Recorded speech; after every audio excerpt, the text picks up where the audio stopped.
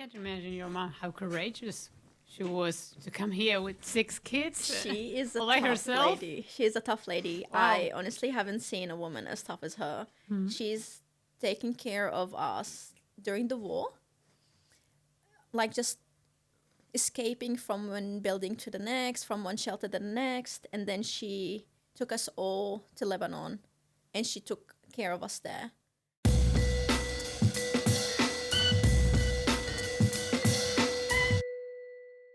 Fala comigo, bichão! Tô aqui hoje com ela, Sara Al Arnoos. Hã? That's right. A Sarinha. Vou chamar de Sarinha que é mais fácil pra mim. Ó, vai ser o primeiro podcast em inglês. E aí a gente tem aqui a nossa host, minha esposa, lá da Barbie. Dá um oi ali pra aquela câmera. Produtora auxiliar. Isso aí. Já escutou, já sentiu já que tem um sotaque gringo, né? Então traduz aí mais ou menos. Mas enfim, vai ter o subtítulo. O objetivo do podcast é equipar, motivar e inspirar todas aquelas pessoas que têm vontade de morar fora do seu país. Então a gente vai ter aqui pela primeira vez em inglês, e vocês vão conhecer um pouco mais da história, mas eu vou colocar o subtítulo aqui. Como é que fala subtítulo em português? Agora pronto. Legenda. Muito obrigado. Como é que eu tô? Olha o meu nível. Quando precisa Já de esqueci. português, me fala, tá? Já esqueci o português. Vai ficar a legenda aí em português. E a galera do país dela e de outros países de língua inglesa vão poder saber um pouco mais da história. A nossa videobiografia aqui hoje, né? So, welcome. Thank you so much for coming. Thank you. Thank you for... Thanks for having me. Be available and make a time on your agenda. Yeah. Welcome too. I feel like home. I'm pretty nervous. So, tell me a little bit. Tiago sent me. So the first time I say I will need to do something. She always say, talk with me and say you need to do some homework. Research. Yeah. But basically. I try to bring people who is not from Australia, So where are you from? So I was born in Syria, in Damascus. Damascus. Yes. I lived there for 12 years of my life before we had to leave because of the war. That was the reason you came. Yes. Yeah. Okay, so now I have a lot of more questions in less than 1 minute.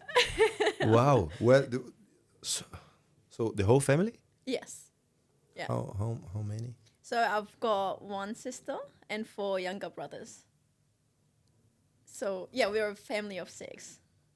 I'm the second eldest, and then the boys are all younger than me. And your mom and dad could come too? My mom is here, and my dad is still back in Syria.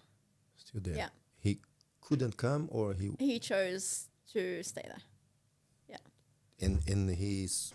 I don't know. Can you talk about that? Yeah, of course. Yeah. Go on. He's fighting there? Or No. He just got another family there. So, yeah. Yeah. Okay. Oh, do you have contact with him? No. No. With someone there? I do speak to my nan there. Yeah. Your nan is grandma? Grandma, yeah. And, okay, you came back there? I would love to, but because of the war, like we left, we went to Lebanon.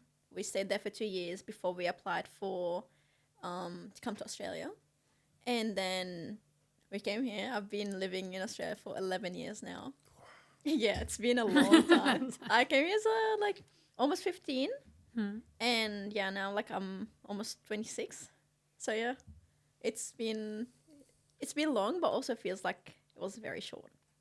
But I'd love to go back to Syria. The regime just fallen in December last year. So that is still very fresh, very new. I think there is still a lot to do there in terms of like safety before I think I'd feel safe to go and visit. Yes. But hopefully in the near future I'd love to go back, see my city.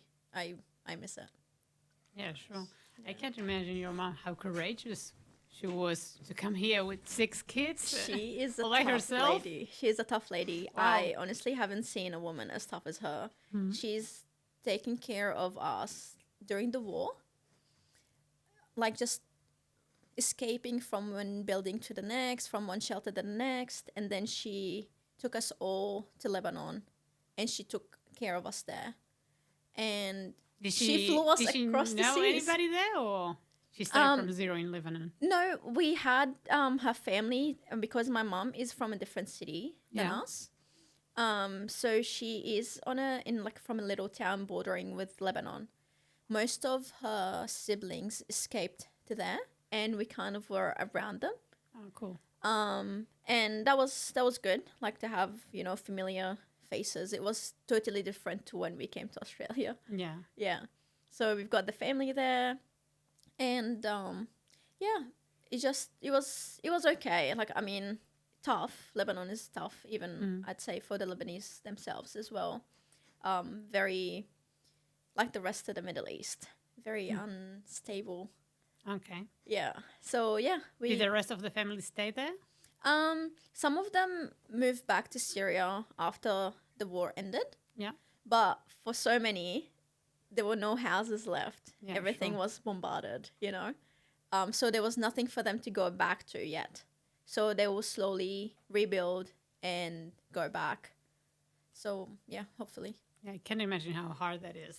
Yeah, like when you really want to go back, but there's no not enough place. buildings, It's like we laugh at it now, but it was tough, like to go and like see your house that you grew up, you lived in for most of your life, just like be level with the ground. I know from our neighbors back at home that our house is not very structurally sound anymore because the building got bombed. So I know for a fact that my dad is not back there. It's gonna be hard. Yeah. Wow, what a Yeah. story. So how old were you when you came here?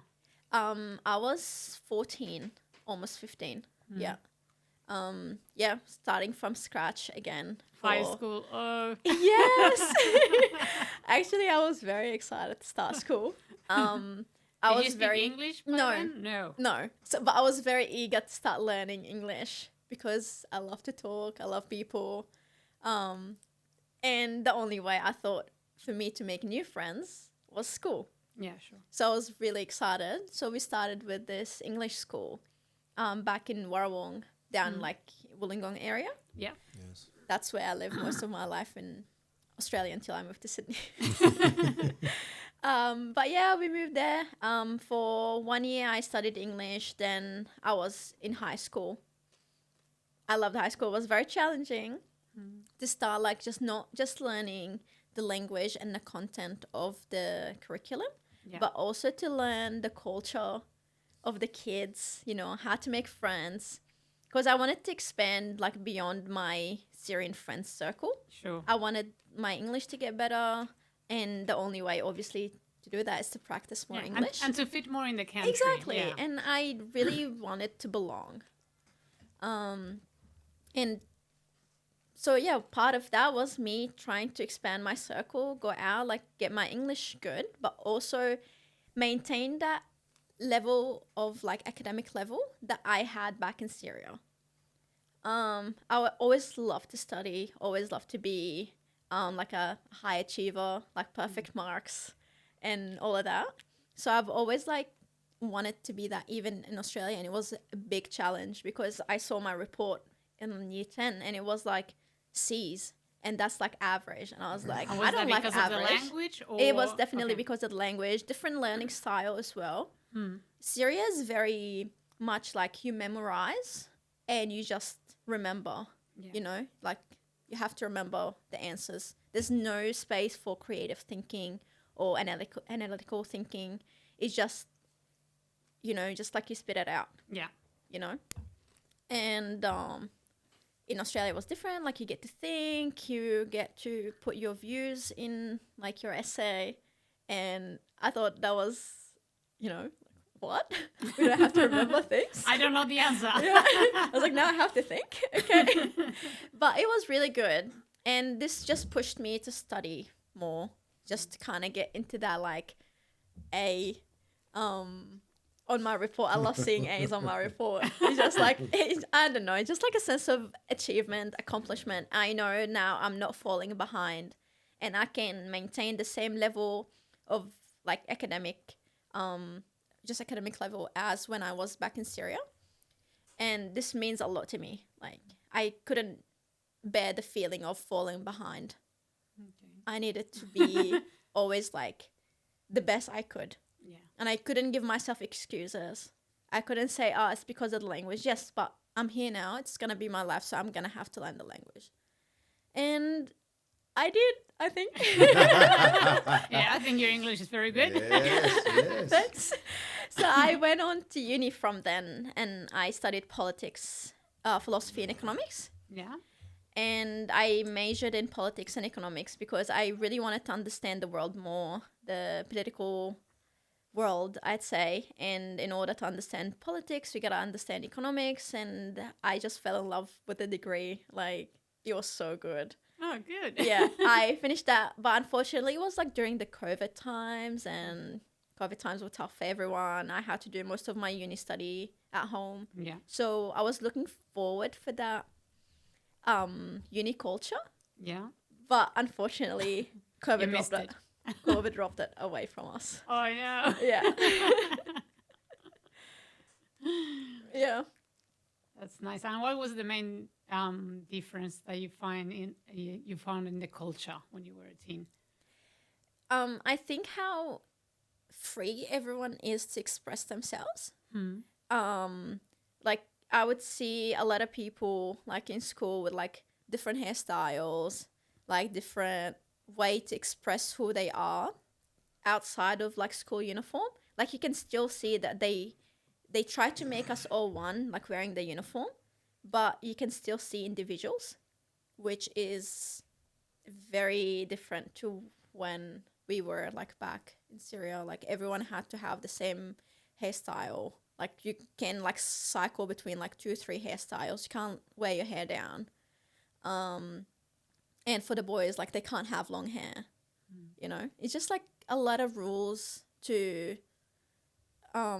dictate how people live and how they express themselves. There was like no space for creativity and individuality, like always a collective. And it has like pros and cons, but I think people, like, you know, especially like back at home, like hopefully now after the regime has fallen, like people would be able to express themselves and express who they are in a way that's respectful, like for them and the people around them, you know. So yeah, just that's the main difference. Was it hard to make friends? It was at start.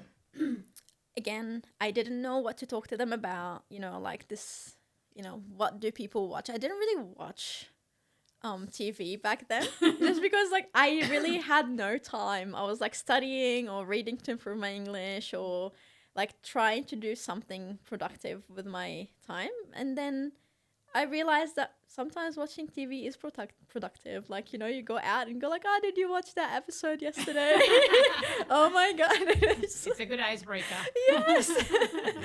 Yeah. And yeah, it was good. I mean, I was a little different back then. I used to wear my headscarf, like the hijab. And that is like something I know many people say are like, you are forced to do it. Like, not many people are forced to do it, I say. It was kind of the case for me because my dad was very conservative. So I had to wear it. But I never really felt myself wearing it. I never felt like I was able to express who I am. So in 2019, like I started like gradually like not wearing it some places until like I told my mom. What was her reaction? I was actually expecting something really bad. She was very understanding. And I think she saw it coming. She knew like I was not wearing it by choice. And she said that you're an adult now And that just like, I was like, who are you? Like, what? And she was like, yeah, you're an adult, you're responsible for your own choices. And I was like, somebody swapped my mom with this understanding person. It was a beautiful moment, actually. I was like, this is good. Like, it's not just me growing, and I saw my mom growing as well. Yeah.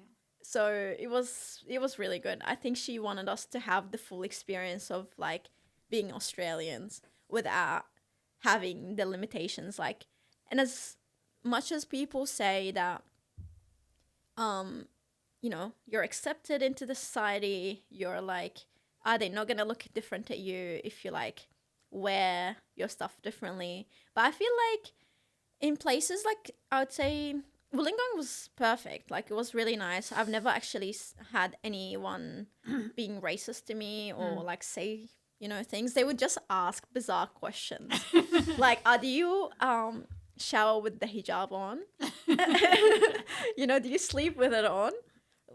And just like questions that you never, I was like, how do you think of that? I was like, I'll give you, you know, a 10 out of 10 for creative thinking. So, yeah, it's just, maybe it was more me that felt like separated from the rest of society just because it wasn't who I really was and who I wanted to be.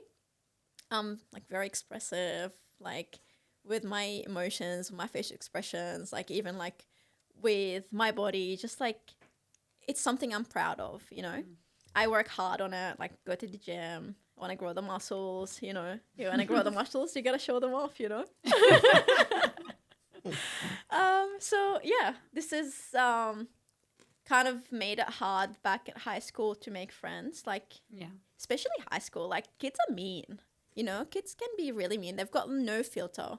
They've got like no consideration of the person in front of them, like their feelings, you know, like they're still developing, you know. Maturity also to know how deep they can hurt someone. Yes, yeah. So I think high school, I didn't really get to like have a lot of friends that, you know, lasted that long, and I'm okay with that, honestly. It's fine. Like, after I was able to express myself like I wanted, I had friends that lasted, you know. Like, not people who were like just conditioned to like me because I look like them. It's because I look like me. Yeah. Thanks.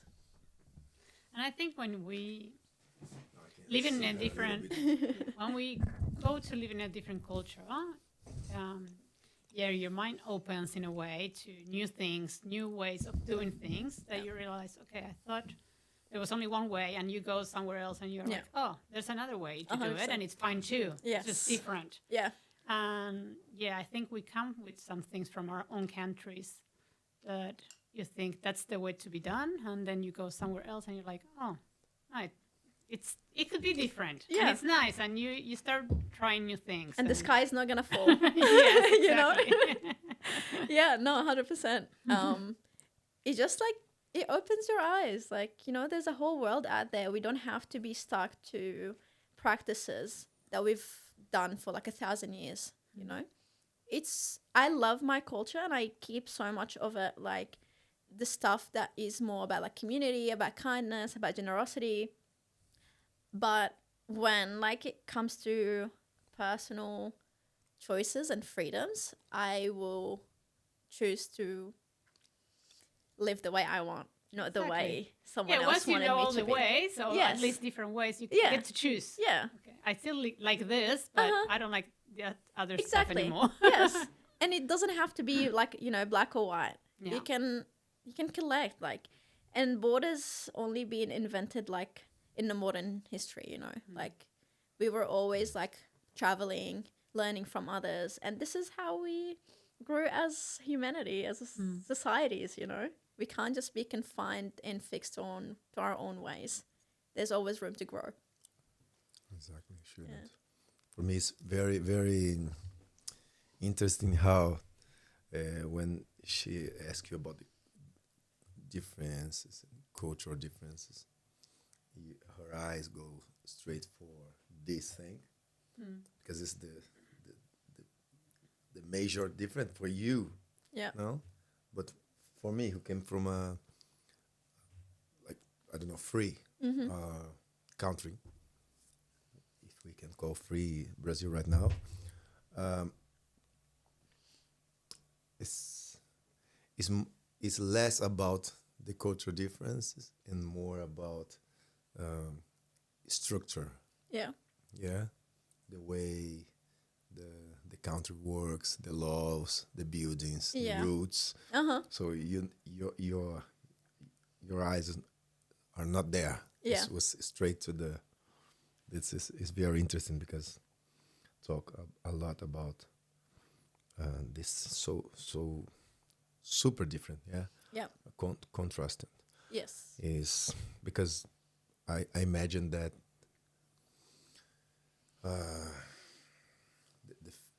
the physical structure, the city, is different than here too. Yeah. But you didn't think about that. My father-in-law, when he came again from Argentina, he just talked about all the buildings and the routes and the lights and cars and blah blah blah. So because if you had this your whole life, this is nothing new. Yes. Yeah. Yeah, like I would say like the first thing I've noticed about Australia when we arrived was the houses and how they were like the cartoons we used to watch. Like we don't really have houses, like mostly apartments in Syria, because we've got like the population of Australia in a much smaller place. So we don't really have the land for just houses. Yeah. So it's just all apartments. And I've always wanted to live in a house. And when I came and I saw and I was like, I was so tired. I was so sleepy. Like the flight was so long. I've never caught a plane in my life. And to come like from Lebanon all the way to Australia, that was a long trip. But I couldn't close my eyes. I was just like looking around at the trees, looking at the houses, the hedges, and I was like, this is like the cartoons. I loved it. I was just like watching. And it's just like, it was Did you good. get the chance to live in a house? Or? I did. Oh, Yes, cool. I did for 10 years. Beautiful. Yes, it's good. Love the backyard. Love the backyard. It's like, the Australian dream, and now I live in an apartment. Because you came I moved to Sydney. Sydney. Yeah. When? I moved, I would say almost a year and a half ago. Yeah, I moved with my partner, With Tiago. with Tiago. Yeah, and in Sydney, it's very hard to find a house that is affordable, Yes. but also like small. So we had to go in an apartment. He already lived here before, or he was living in Wollongong, No, Tiago, I met him in Sydney. Sydney. Yeah, so he's lived in In Sydney the whole Rockdale, time. Yes. Rockdale. Yeah, he's like moved so much around Sydney, but it's always been Sydney. Yeah. So it's hard to someone who live here move to Wollongong. Yes, but I would. tell you, yes, I was gonna say, I would tell you, once you move, you will never regret. You will just love it there.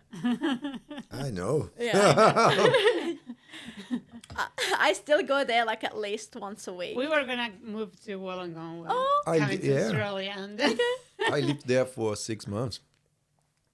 No house, no apartment. Inside of the gym, sleep in the mats. Okay. And still prefer there. Yes. Yeah. No, it's beautiful. Beautiful Yes. place. Yeah. I think it was the place I've always imagined living in growing up. Like, I was never a fan of a big city, and Damascus is so big and so busy all the time. And I was always like, I need to live somewhere near the beach with happy people and somewhere that's not very crowded. That's perfect. Wollongong. Wollongong And it is was perfect. Wollongong. Tiago, what are you doing? I know.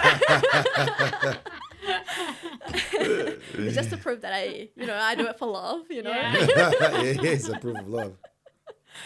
Yeah. We were talking about culture, and I think we haven't experienced the like Aussie culture because we're in Sydney, and there's so many cultures here Yeah. at the same time, and everybody has their own communities within their culture, so they keep their cultures, and it's really hard to find immigrants like you. Like you came from Syria, but you try to blend in with the culture here. Most people will keep friends and all the activities within their culture, Yeah. although they're in Australia. So we see it even with our Even kids. for me, like, as a Brazilian, it's hard because Brazilians do the same. Yeah. I've noticed.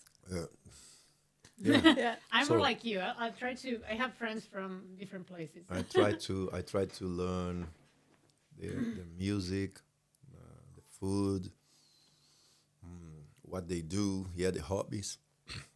But my Brazilian friends, they don't want to. They want to Keep talking Portuguese. In Yes. Portuguese, you yeah. know, eat our Listening to food, the listen our music, Brazilian and boom. music. How do you think I learned some Portuguese? It's just listening to everyone just speaking in Portuguese, and it is beautiful.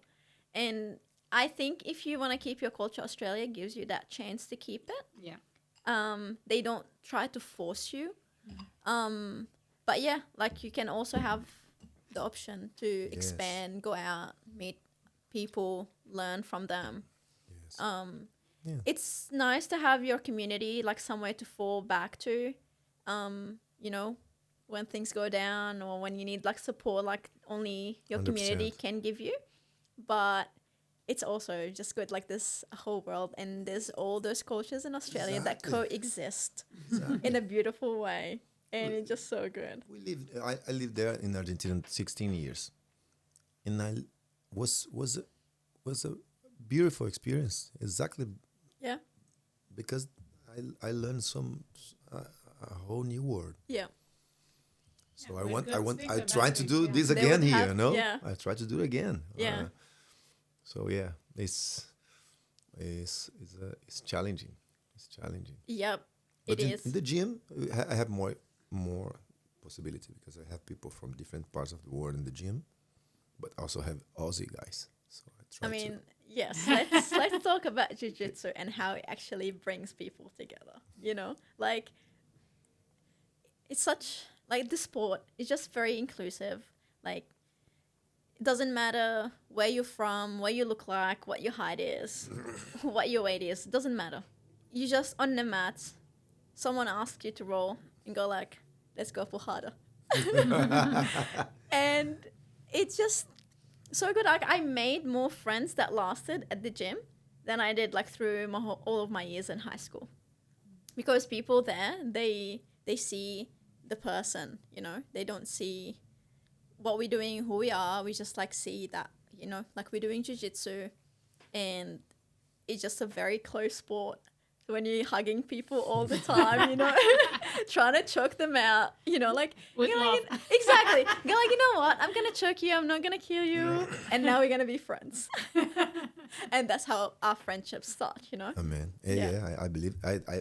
I strongly believe that that's the reason why the friendships are so strong in jiu-jitsu, because I'm heavier than you. You need to believe that I don't want to hurt you. There's a lot of trust.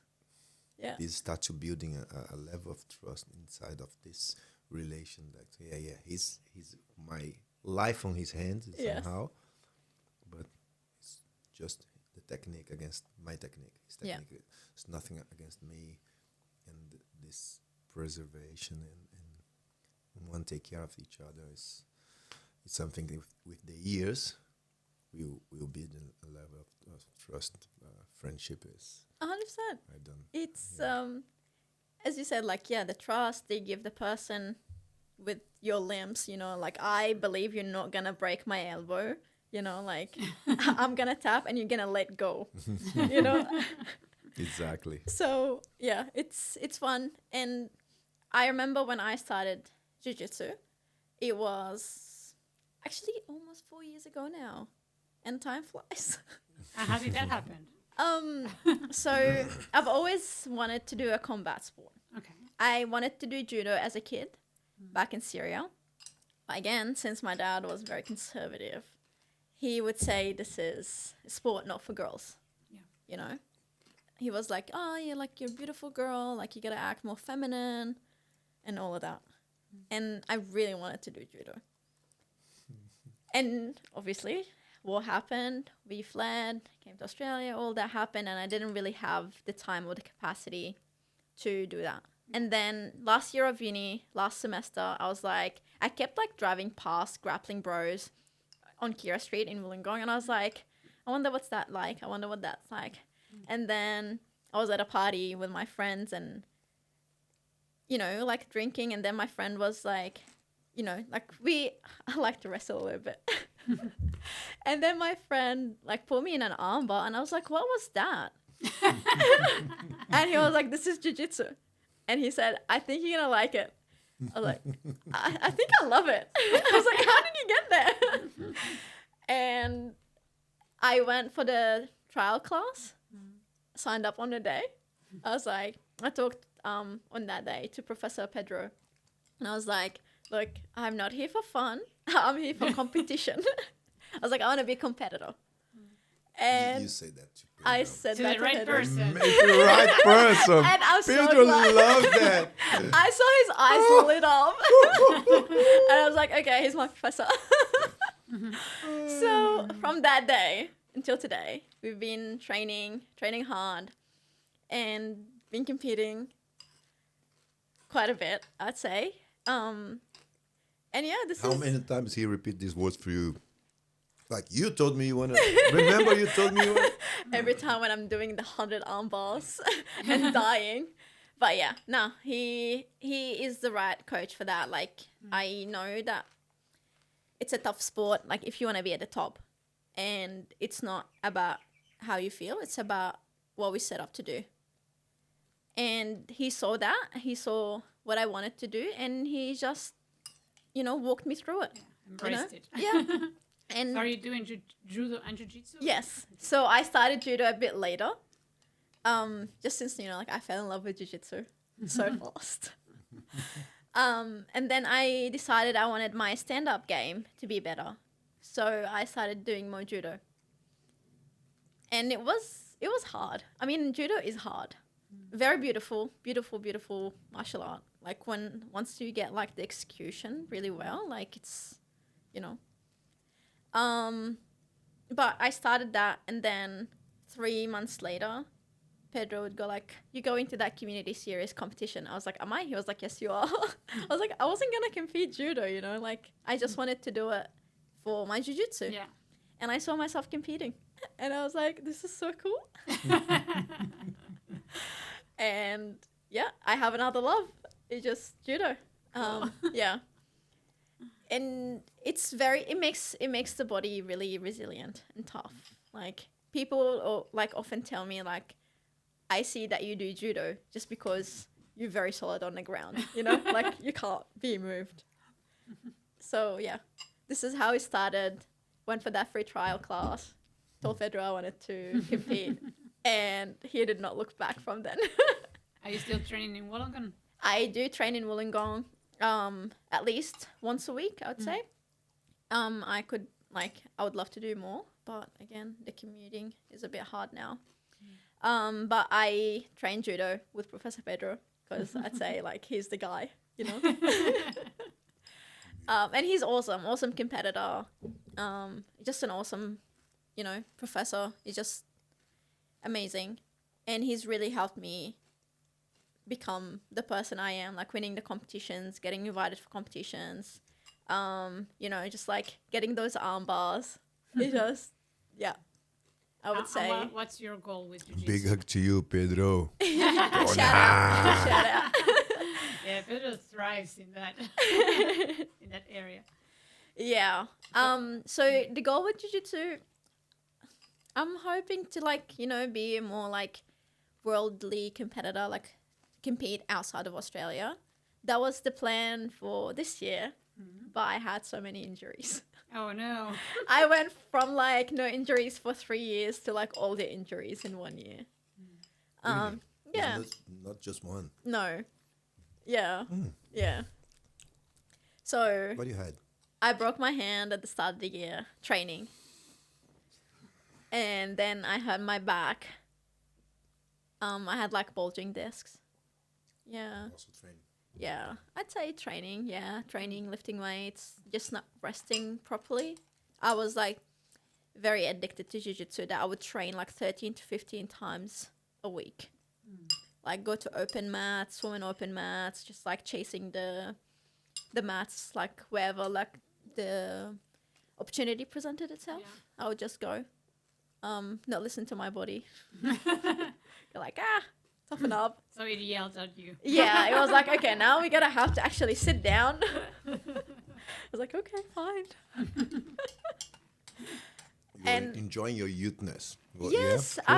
I thought, like That's my it. brain is gonna stay with me hopefully for a long time, longer than my body's gonna catch up with, Exactly. and I'm gonna just exploit it, just gonna exploit my body, and yeah, Are you fully recovered now? I am. I'm back at training. I've got a few comps coming up, and you're just like I couldn't wait to be back. So like they back to back from November 22nd to December 6th. I'm very excited about that. Yes, Good. very keen. What's the next one?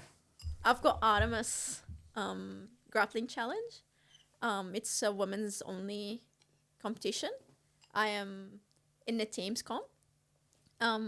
We've got 2 teams of 6 girls, and we're gonna be versing each other on November 22nd. You know all the girls? I know a few of them. Some of them had, I think, to come from different parts of Australia, and I haven't met them before, but very keen to In your meet them. team? Yes, very keen.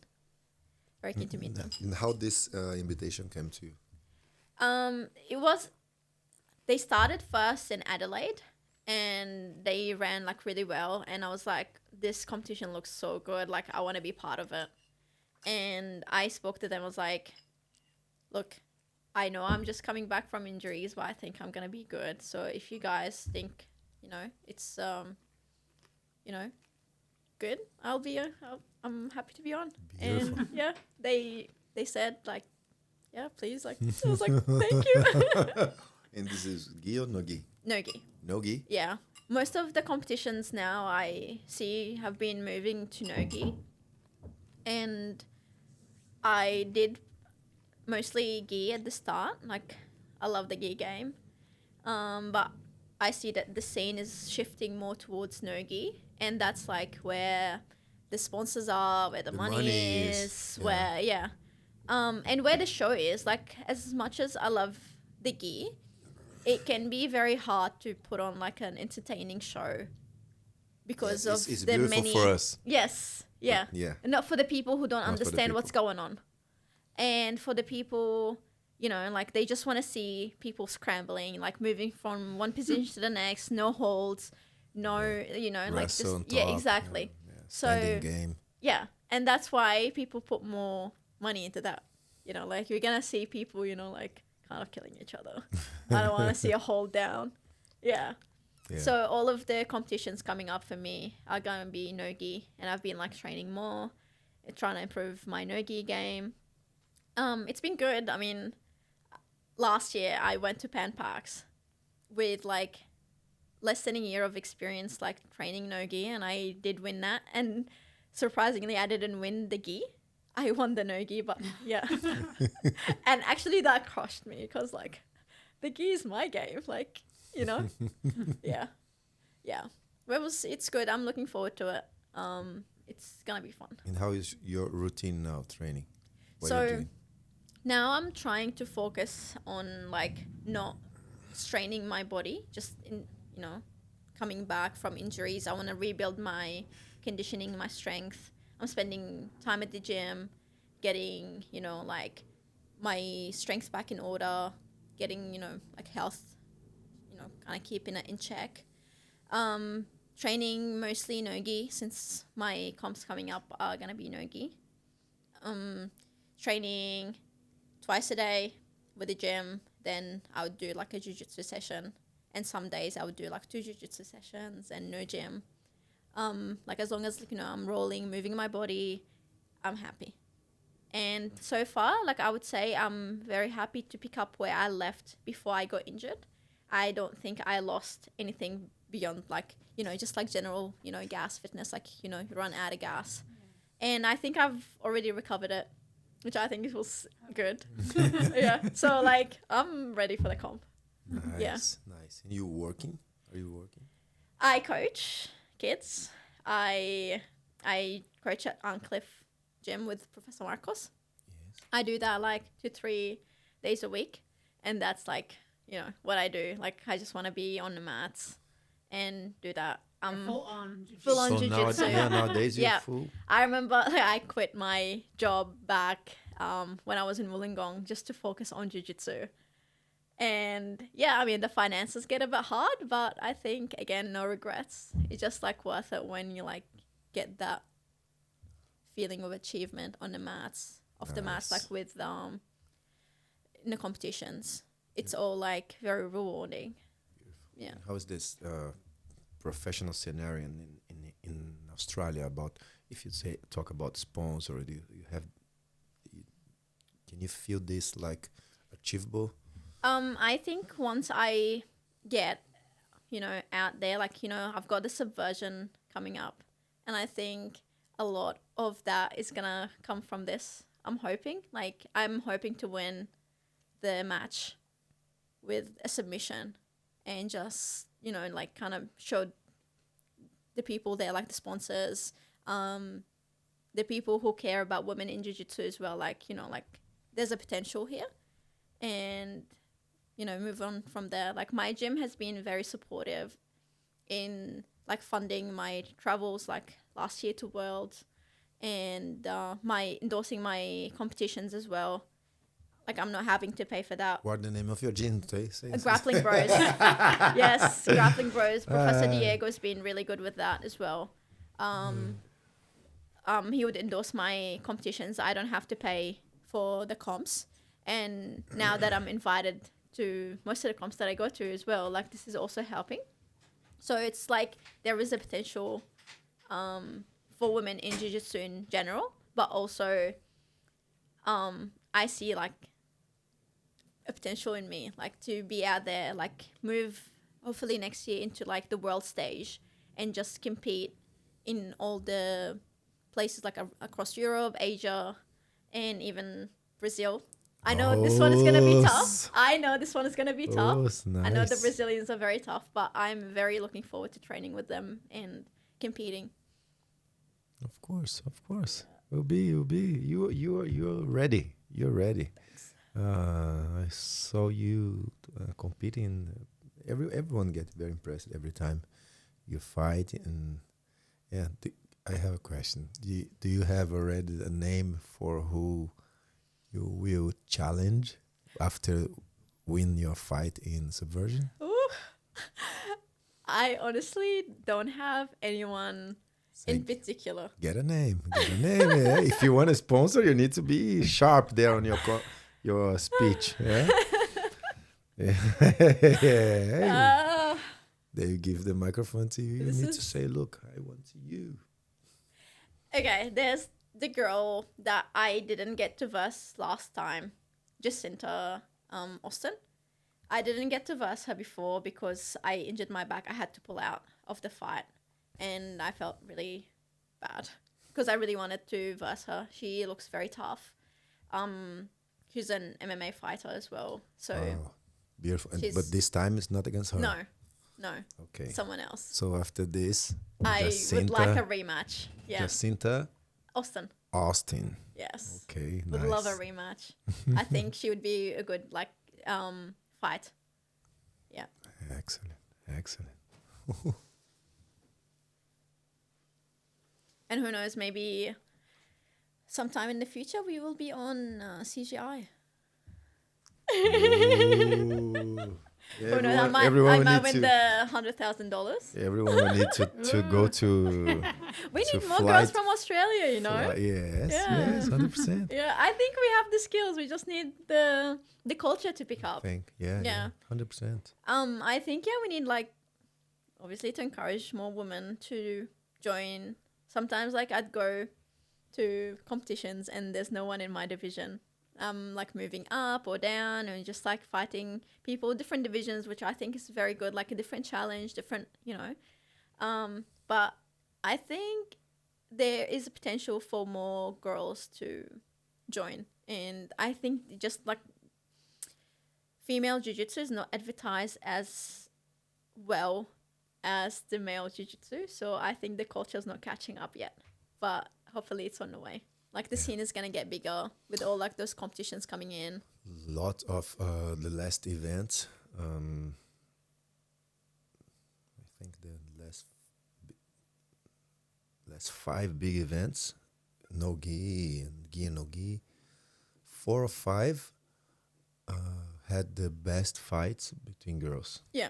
Yeah. And So they are they are so delivering. They're delivering very, very good fights. they are so fun to watch. They like if you're like speaking from an entertaining point of view, they are so entertaining. Like there's Exactly. like no boring holds and no like it's just like action. They always in action.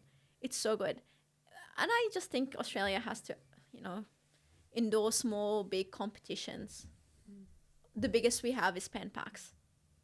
And we need bigger comps like to attract more jiu-jitsu, world jiu-jitsu into Australia, I know Aussies fly to like for Asia Open, they fly to Europe for European packs and stuff, but we don't have enough people from outside coming to Australia for jiu-jitsu. I've seen it in judo. It was beautiful to see like people from different parts of the world compete in Australia in judo, but unfortunately not jiu-jitsu yet. Yes. Yeah. And it will be a little bit hard now because they will had this open in Japan. So yeah, it will be like IBJJF. Exactly. So people will are gonna start go there. to go there Yeah. instead to come here. Yeah. And Yeah. you see many Aussies, I know like friends of mine went to the Asia Open. And I was like, okay, but can we have, like the Oceania Open? Exactly. You know? Exactly. And I think that would be really nice. It would attract, like you would tell the world that we are in that scene. We are actually investing in jiu-jitsu. Because also economically speaking, it would be good for Australia. It Yeah. would be good. Would Yeah. be good. And it's growing. It's getting stronger. Yeah. Every time Yeah. you see the athletes and the guys going to the European, Yeah. flying to masters now, and you see the level they are there. Yes. So they are in that level. So it's a great potential. It's good to see, like even the younger kids like do worlds like from Australia, go like out there and win medals for Australia. Like I think Australia's got to repay, They're like, are we gonna do like a big competition for you guys so you don't have to travel, but you will also have the points in the world ranking. Exactly. Yeah. Exactly. Would be amazing if this happened. Yeah. And people will come. Exactly. Now in Pempax, Fornarina was in here. Yes, Adele. Yeah. Yeah. It was good. Roosevelt was in here too. Yeah, there's like few big names in Pan Packs, but I think we can do better. Yes. Yes. 100%. What Yeah. the other guy? I saw some fights. It was amazing. Highlander, Michael Highlander. Michael. Oh, Yeah. yeah, it's just Legend. legend. Yeah. It's good for the country. Yeah. And what do you have to say to the girls who maybe will watching you and want to left the country, maybe Syria, maybe other country?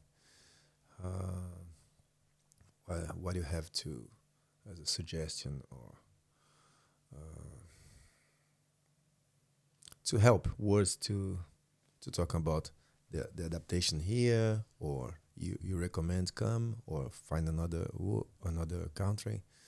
What do you think about if you need to get your experience and say, yeah, it was worth it? No, stay there. Come if you want to come. Well, what do you You have know what? to say? It is so worth it. It had its own challenges. Some, not just some days, but some years were tough, just like leading up to the establishment of who I am today. No regrets. It was beautiful, like now looking back at it. So for everyone who's been in the same situation, feeling trapped in traditions that have been passed by, mostly I'd say men for thousands of years, if those girls have the opportunity to break out of that, and I know many people or parents who are going to hear this, they're going to hate me for that, but I think traditions don't matter more than personal freedom. Again, I know people are going to be like, oh, sorry, you can't be saying that, like telling girls to leave their families. I'm not saying they can leave their families, but if the families are not understanding of those girls have the right to choose a life that is best for them. And from coming to Australia, like, again, I had my dispute with my family on, like, my way of living and the choices that I made. But now they kind of come to accept it and to see that I am still a good person. I'm still a person with good values. And the change that I did to my appearance or my ideology did not impact the kid they raised, on the good values, on the good ethics. So family will come around and they will understand that what you've done was for you. And if they are like, if it was unconditional love, they will always embrace you and they will always hold you. You just got to do what is good for you. And never shy away from a challenge, never shy away from a competition. Always rise to it.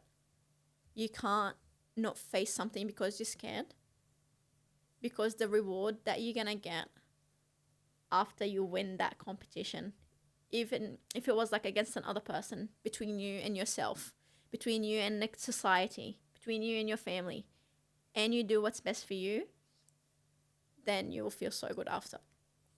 It's, yeah. Beautiful.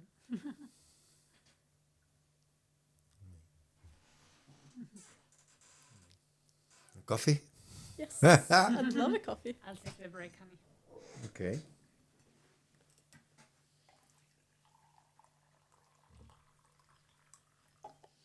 Pode levar essa aguinha, irmão, essa garrafinha. Thank you, Barbie, so much. You're welcome.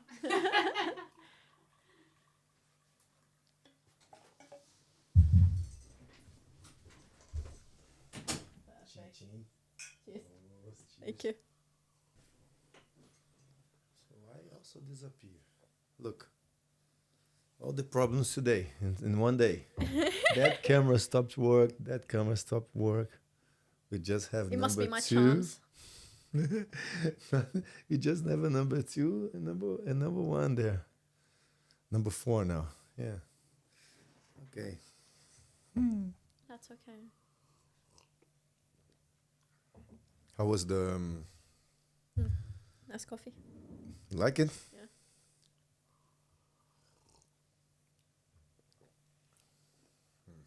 It's good. Which about you say change your ideology? So, I come from a Muslim. Yeah. Bring to you. I Yes. like this. Beer. I come from a Muslim family, and just again, as I got to embrace the culture here more, I started realizing again there shouldn't be one way of living, and I was like just dealing with a lot, like reading a lot about different religions, reading about more about Islam, and the more I read, the less sense it started to make.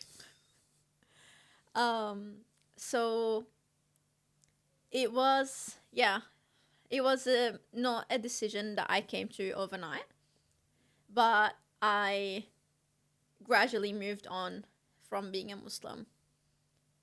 And now I would say I am not religious at all. Like, I don't know, like, if there's God or if there's no God. I really don't care. I only care about being a good person.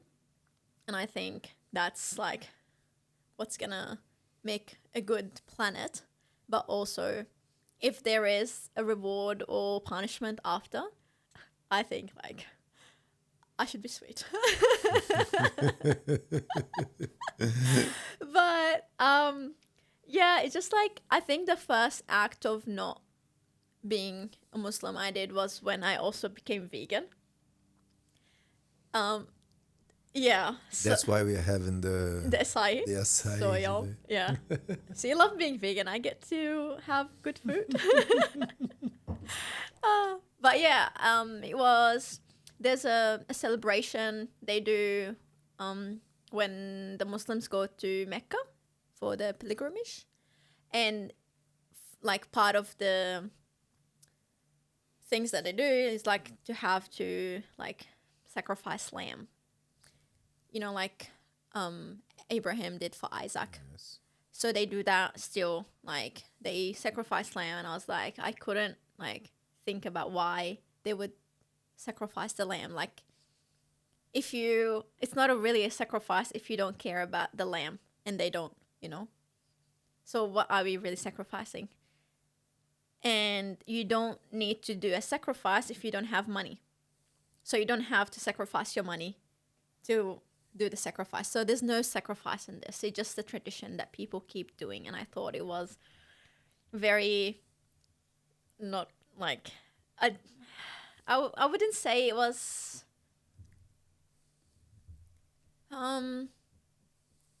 unjustifiable. You know, like I don't think any religion or any ideology should have the right to take someone else's life. You know, like, what, we sacrifice humans. Imagine if we do that, you know, just because a religion that was invented 1,500 years ago told us that we need to do that, just because one person was about to kill their son, but God asked them to sacrifice a sheep. That's a sacrifice, you know, if like you're willing to kill your son. But now people don't care about the animal. They don't care. Like they don't have to do it unless they actually have money. So there's no sacrifice. And that's when I moved on. That was the first thing I moved on from. That I was like, I don't believe in this anymore. So they still, are you saying they still doing this? They still sacrifice the lamb? Yeah.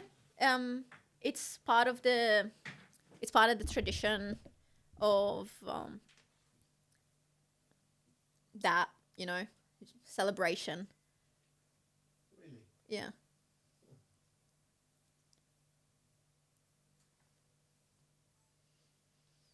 Okay. So once a year? Yes.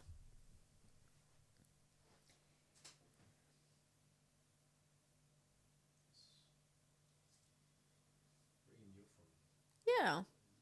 See, that's what happens when we don't talk to only Brazilians.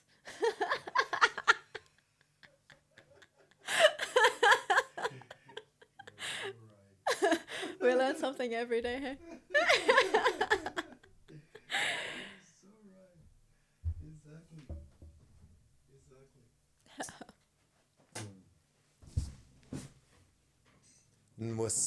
What? So you eat any type of all sort of meat before No. become vegan? No, I actually, like, I'm just the odd one out, but like I never really liked red meat because I've seen a sheep get sacrificed in front of me When you was when I was a kid. I was like 6. I was walking in the street and they do it openly because it's very, you know, like it's normal. And they make kids watch to desensitize them, to tell them that this is what we do, like to not form a connection with the animal. The animal. And I've seen it and I just like couldn't. From that day, like I did not eat lamb or like, and then like I still ate the fish because I was like, you know, my kid brain did not make the connection. And then, yeah, I gradually just became vegetarian, then vegan, and I've been vegan for 7 years now. 7 years. Yeah. So yeah, Muslims generally they don't eat pork, like any Yes. pig. So that was always out of the equation for us, like in Syria. But yeah, other than that, almost like, you know, all the farm animals. Yeah. If you not so it was not hard actually because you already Yeah, like I already didn't. The hardest thing for me to give up was the cheese. I love the cheese, but now I can't even smell it. It's just like Really? It feels very heavy. Like the smell is very fatty. You know, like I can't. Yeah. and the tofu. I love tofu, man. Like Yeah. I know like it gets a lot of hate from people, but you gotta learn. You gotta know how to cook it. And this last week, Mm? I did in 3 different ways because I was thinking to do for you. Aww. So I eat and say Did you think it was terrible, or did you like no it? no No? because we have a. It's not the same. People will try to kill me after that. We have a cheese in Brazil, a white Yeah. cheese Uh-huh. called Minas from Okay. the States. Minas Gerais. Yeah. from Yeah. Minas Gerais. It's white Yeah. and pretty similar in the texture. Yeah. It crumbles. So I yes. Yeah. And I did different tests. All I bought was firm one. Yeah. Yeah. I never had this in my life. Never. Okay. So I saw recipes, this and that. Put on the on this flour. Corn flour. Yes. Yeah. They call also starch. Starch. Yeah. Corn starch. Yeah, this and that. And with sesame oil and a little bit of shoyu, blah blah blah, and chili sauce and sweet pie. And was preparing different preparations, and good. Until I look at that, look at the bread. See, put the bread into toast, butter, cut a big piece like that, put inside, get some salt, give to Barbie. Try this. Say, you even try. Say, oh no, but I have idea. Try this, please. And she, it looks. I like the texture. See, this seems like looks like tastes like queijo Minas. Okay. And she, yes, it's true. Queijo Minas. Say, okay, I prepare a coffee and start to eat just the tofu straight from the fridge. See, a lot of work, a lot of preparation. A lot goes to it. But Yeah. just this is good enough. Yeah. It's good already, just with a little bit of salt. Yeah. Boom, with coffee. Now every day, tofu. So see, still here the tofu.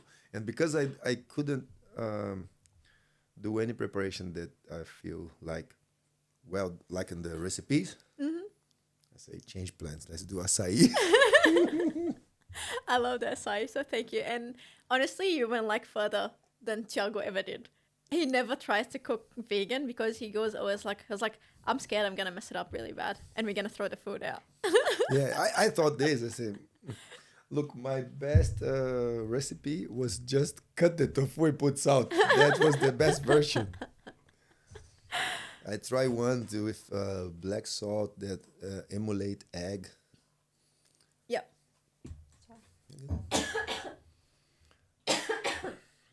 Sorry. Oh, good. And yes, but I with curry, with turmeric, and boom, this and that, and garlic. And you know the best thing about And tofu? because I don't have a benchmark, you know? Yeah. But So the best I- thing about tofu, you can make it taste whatever you want because it's got like no taste. So whatever you put on it, it's gonna taste like this, and it's just full of protein. And like many people that talk to me like after a roll and like, or like, I really don't advertise that I'm vegan. I don't go like, oh, hello, my name is Sara, I'm vegan, you know? Like, I know that this is the idea many people have about vegan people. I mean, some of them can be really like, you know, out in your face, I shouldn't eat meat, blah, blah, blah. And I was like, again, it's about personal freedoms, personal choices. Like, I'm not going to impose my choice on anyone. Like, I made this choice. And I don't want people to say, oh, sorry, you're going to have to eat meat. No, like, no, I'm not going to do the opposite way, you know? But many people, like, when they learn that I'm vegan and go like, oh, but you're so strong. Yeah, like, you can be vegan and be strong. Like, chimpanzees, gorillas, you know, like, the strong animals of the jungle, they are vegan. The cow, you know, is vegan. So they associate eating meat with strength and eating plants with weakness. But I think it's just actually the total opposite.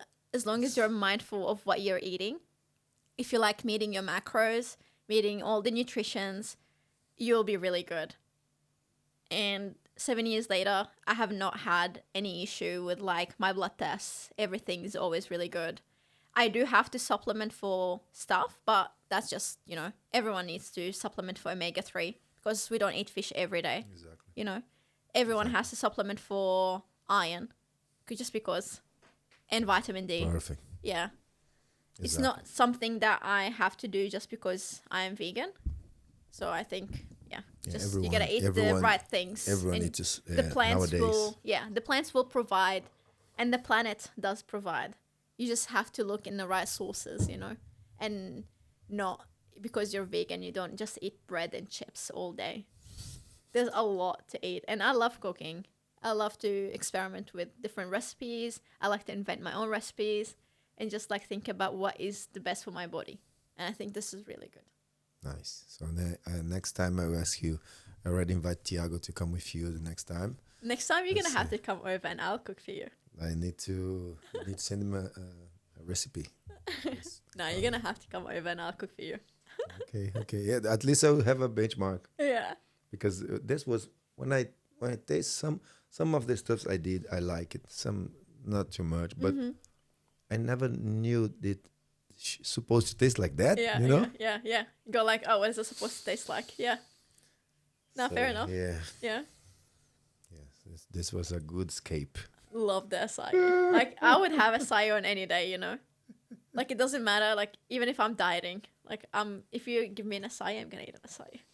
And I have a student who is Korean guy.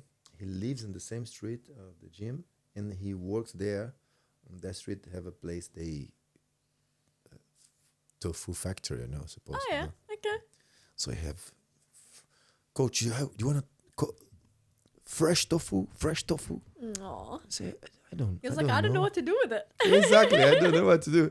So when last week I say, Husok, say, yeah, coach. Say, I need that fresh tofu now. I was like, what changed? Yes. You, how? What? You say, yeah, please. So I explained to him. Say, I have a podcast and come a girl. She's a vegan. She, oh, no worries. I say, no rush. It's okay. Any day, tomorrow, 2 days, 3 days, just next week. He disappeared and came back in 5 minutes. Fresh from today. 3 packs like that. It's a lot. I don't know what to do with that. I'd love to know him. I want to get some fresh tofu. I have here. I'll give to you today. You leave this and it'll be fresh tofu. Yeah. He just came. He don't This is good. I need a friend who like works in a tofu factory and gives me fresh tofu. I mean, like, this is a friendship worth having. He spent the whole day in the gym. Yeah. All the day. He's working there. I'll go to the gym, lift some weights. I'm trying to help him to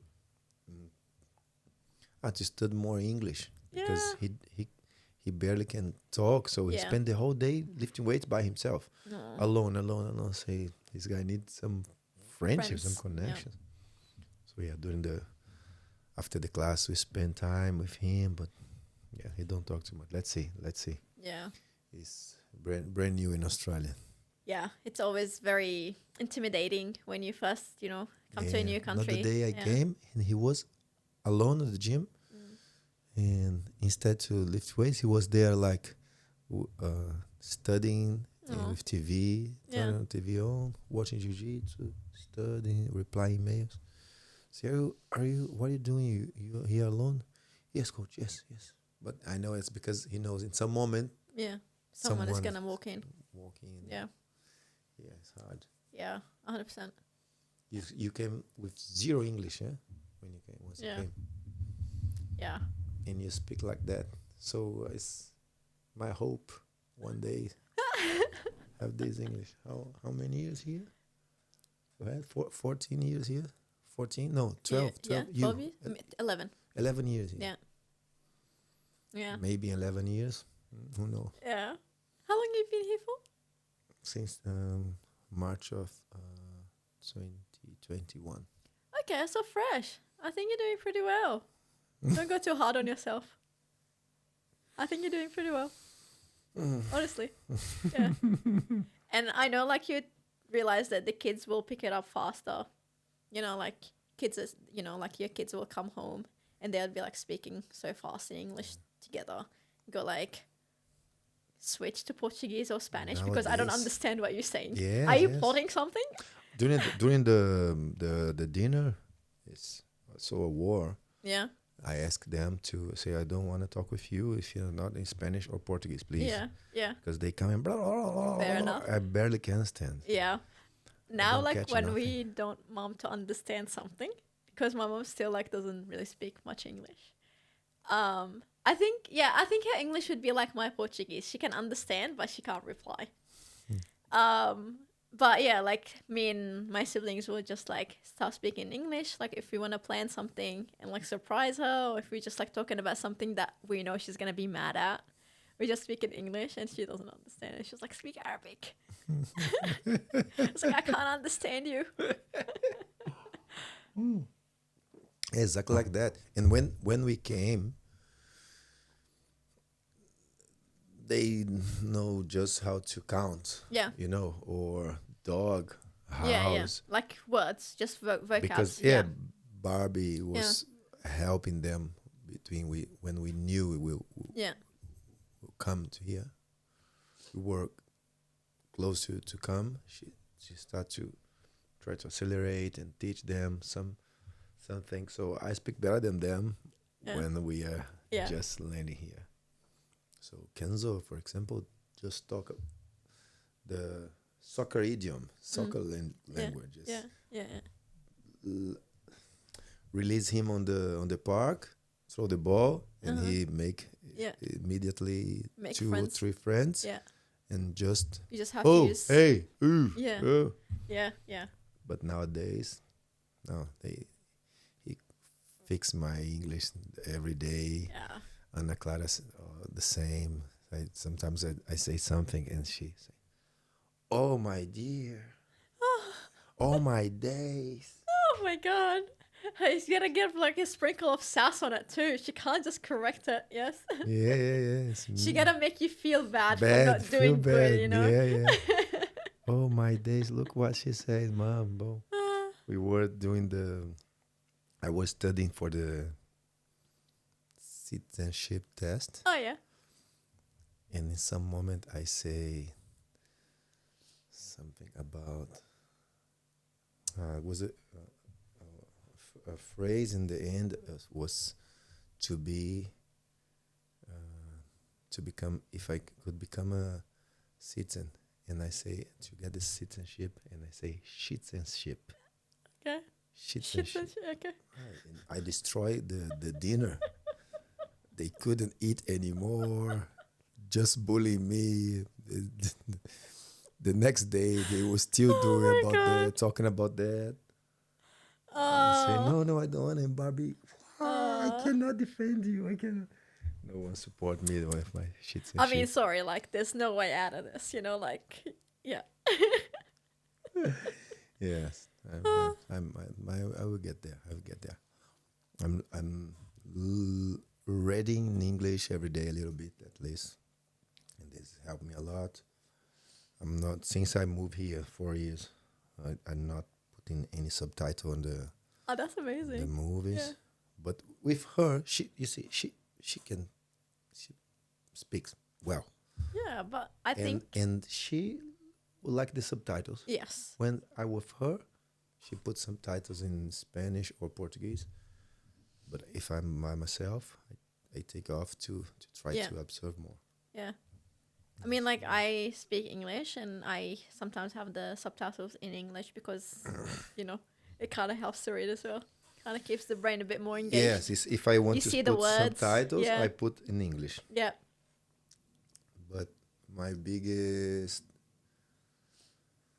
win, conquer in Australia is finally I don't need to keep looking your mouth anymore. Oh, yeah. Before I was like You a had to see. weirdo, Yeah. you know? Yeah. Because I talk with people and I say, guys, look at my lips, my mouth. And Yeah, I sometimes I think they even would be say creeped out. sorry. Yeah. Sometimes I say sorry. I know I'm looking your mouth, but I the need to see how only you're way- pronouncing the words. the only way I can understand something Yeah. is Yeah. It's Yeah. like having subtitles on a person, yes, Yeah. yes. Yeah. No, look, learning English is not easy because the language itself does not have like a fixed structure. It's not like Portuguese or Arabic. We have more structure in the grammar. Here you've got the words that follow the rules, and you've got the list of exceptions that is bigger than the list of the words that follow the rules. Yes. So I think for most, like, the way I learned English was learning phrases first, like words, then phrases, then started forming those phrases into sentences. And, like, obviously, like, reading, listening to music, watching, speaking to people who, like, didn't speak English, didn't speak Arabic. We were both learning, and we were both trying to find words to make our point, and I think that really challenged the brain, and it makes it later easier to pick up from, like, people around you, especially, like, if you learn by hearing. This is like really good, like, makes it so much easier. 100%. Yeah. 100%. You see, like, I learned to talk better, way better than before. Like, I started learning how to write properly in English. My spelling is horrendous. And I can't even spell horrendous, to be honest. But again, like, I am what do you call it? An audio learner. So you learn by listening, hearing people talk. And then, like, once I'm writing, I'm just going to have to, like, just, guess what the word is spelled like. And most of the time I'm wrong.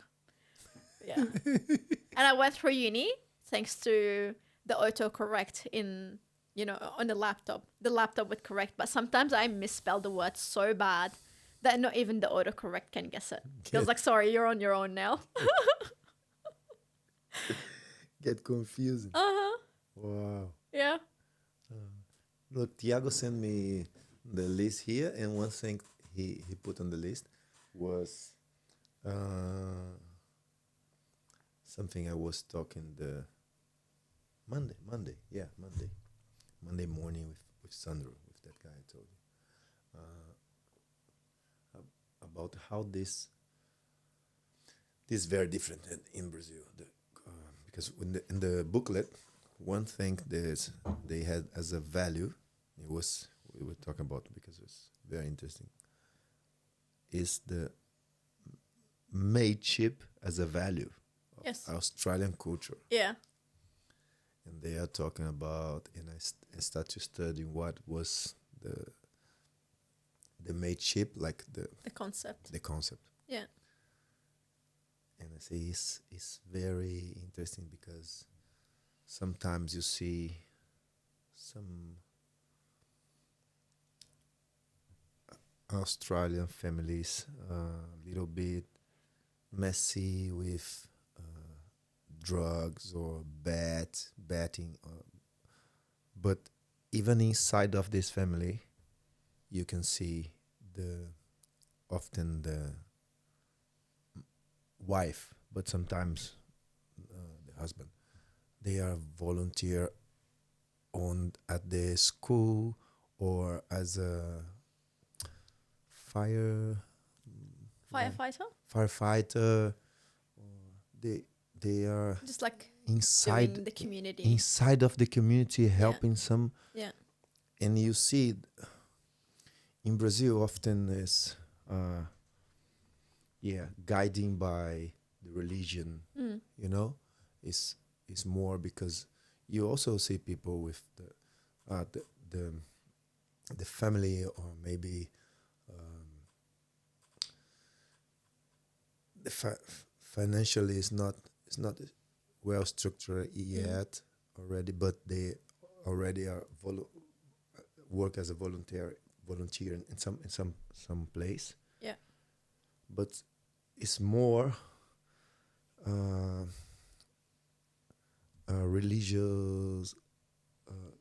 religiously culture. Yeah. Here I saw that like it's really like something from the country. It's not nothing about the religions. Like be Australian somehow is be part of something bigger, like to help in my community, not just in the one of the things is in moment to and when people need and the worst moments. Yeah. But we think in fire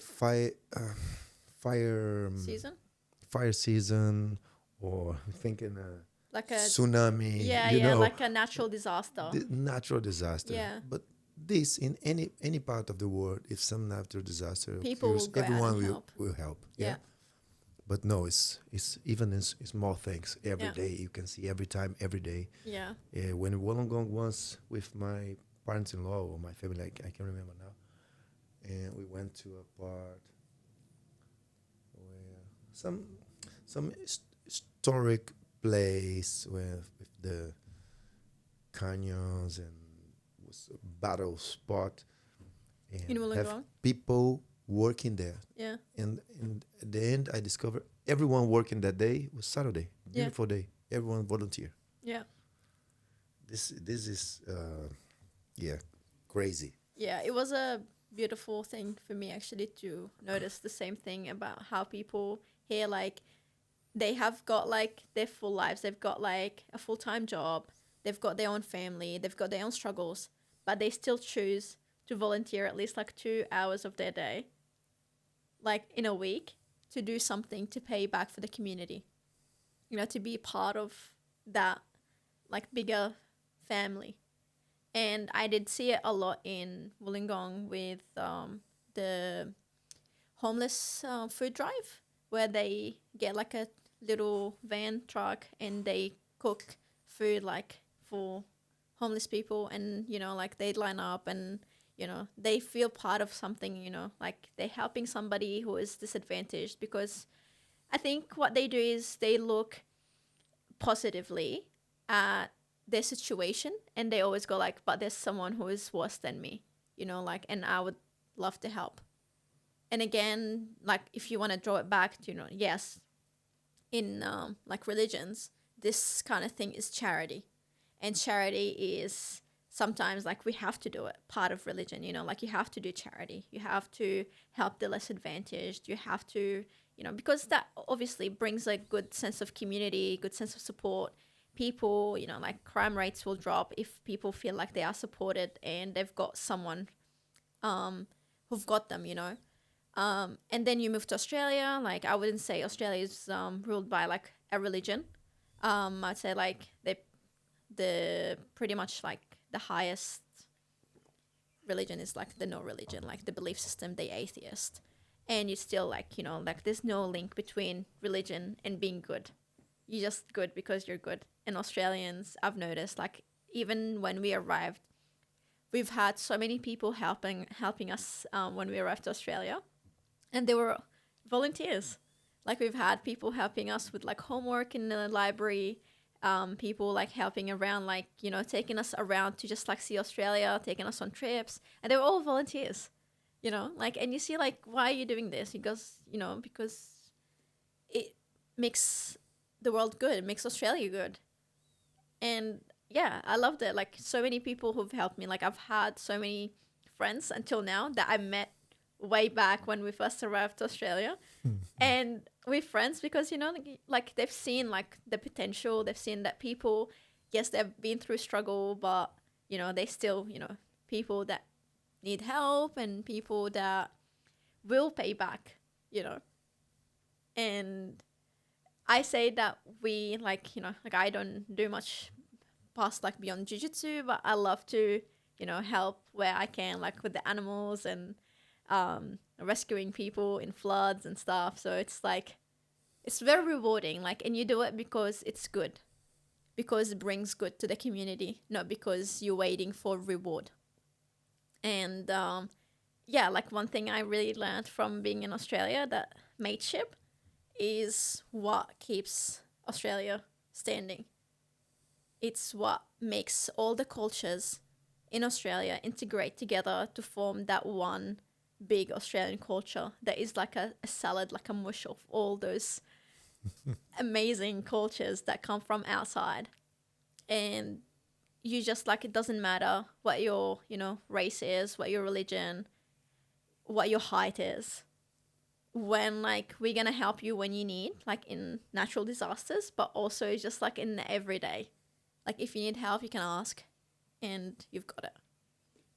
So yeah, it's a very nice point that you pointed out. And I think it's like, it's not spoken about enough. Like it was in the first things that I've learned about Australia, like mateship, but you see like with the, especially past COVID, a lot of people still like living with the like COVID times, not socializing as much as they used to.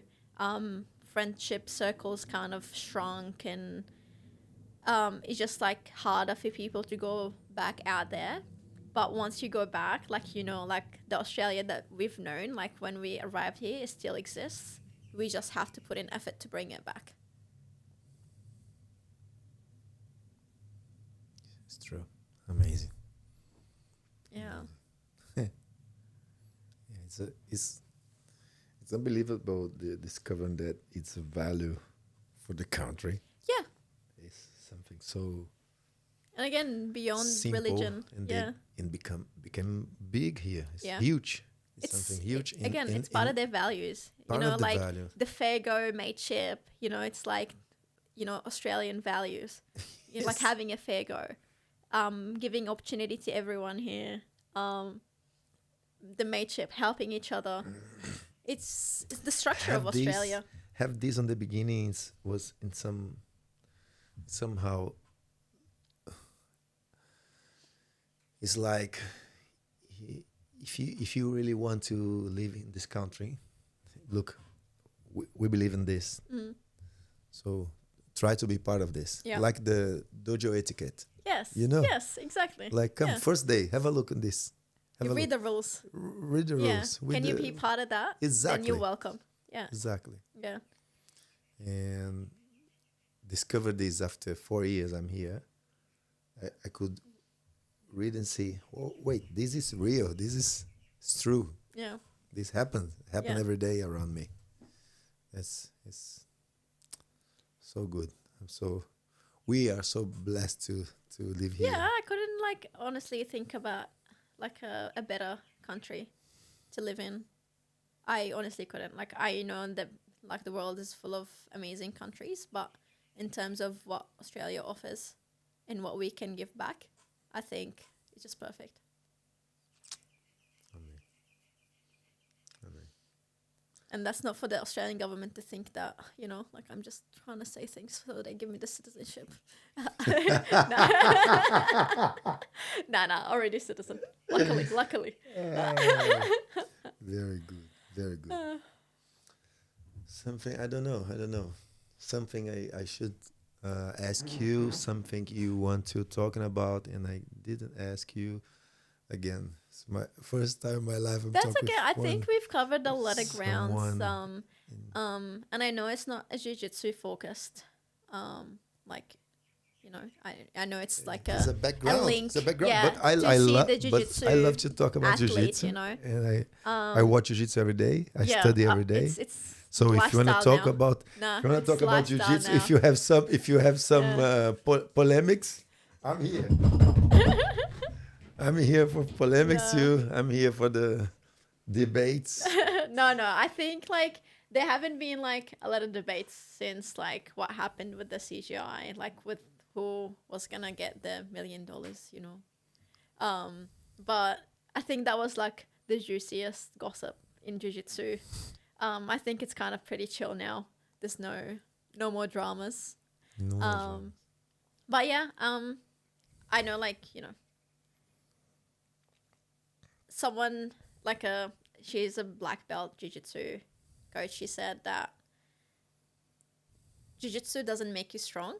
It just shows how strong you are. And I think when she said that, and it was like last Sunday, and she said that, and I was like, that is actually true. Like, some people just can't last. They don't last in jiu-jitsu. They go, they try it, they go like, okay, this is not for me. And some people, they go and go like, you know what? I think I'm good there.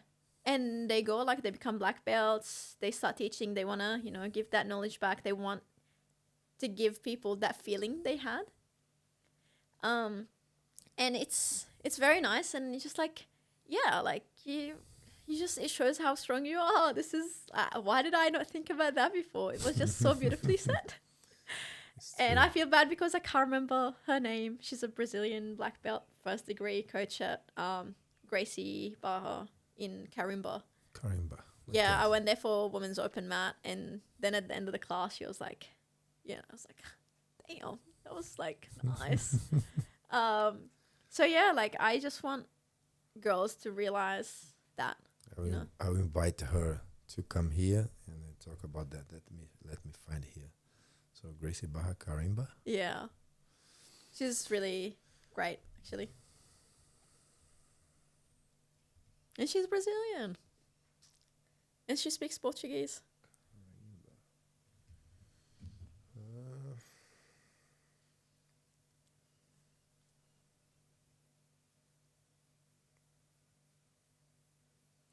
Rebecca? No. She's a blue belt. Back. I know. Back is the blue belt. Okay. There. Huh? Ah, that's her. Yeah. Yeah? Yeah. Okay. I don't know her name, but we will discover who is Yeah. Tamimu?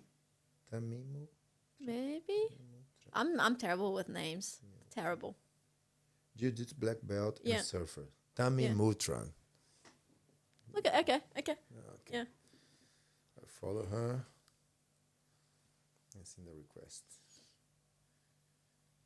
Yeah, it's true. It's true. Yeah. Yeah, I have some kids. And yeah, very struggle with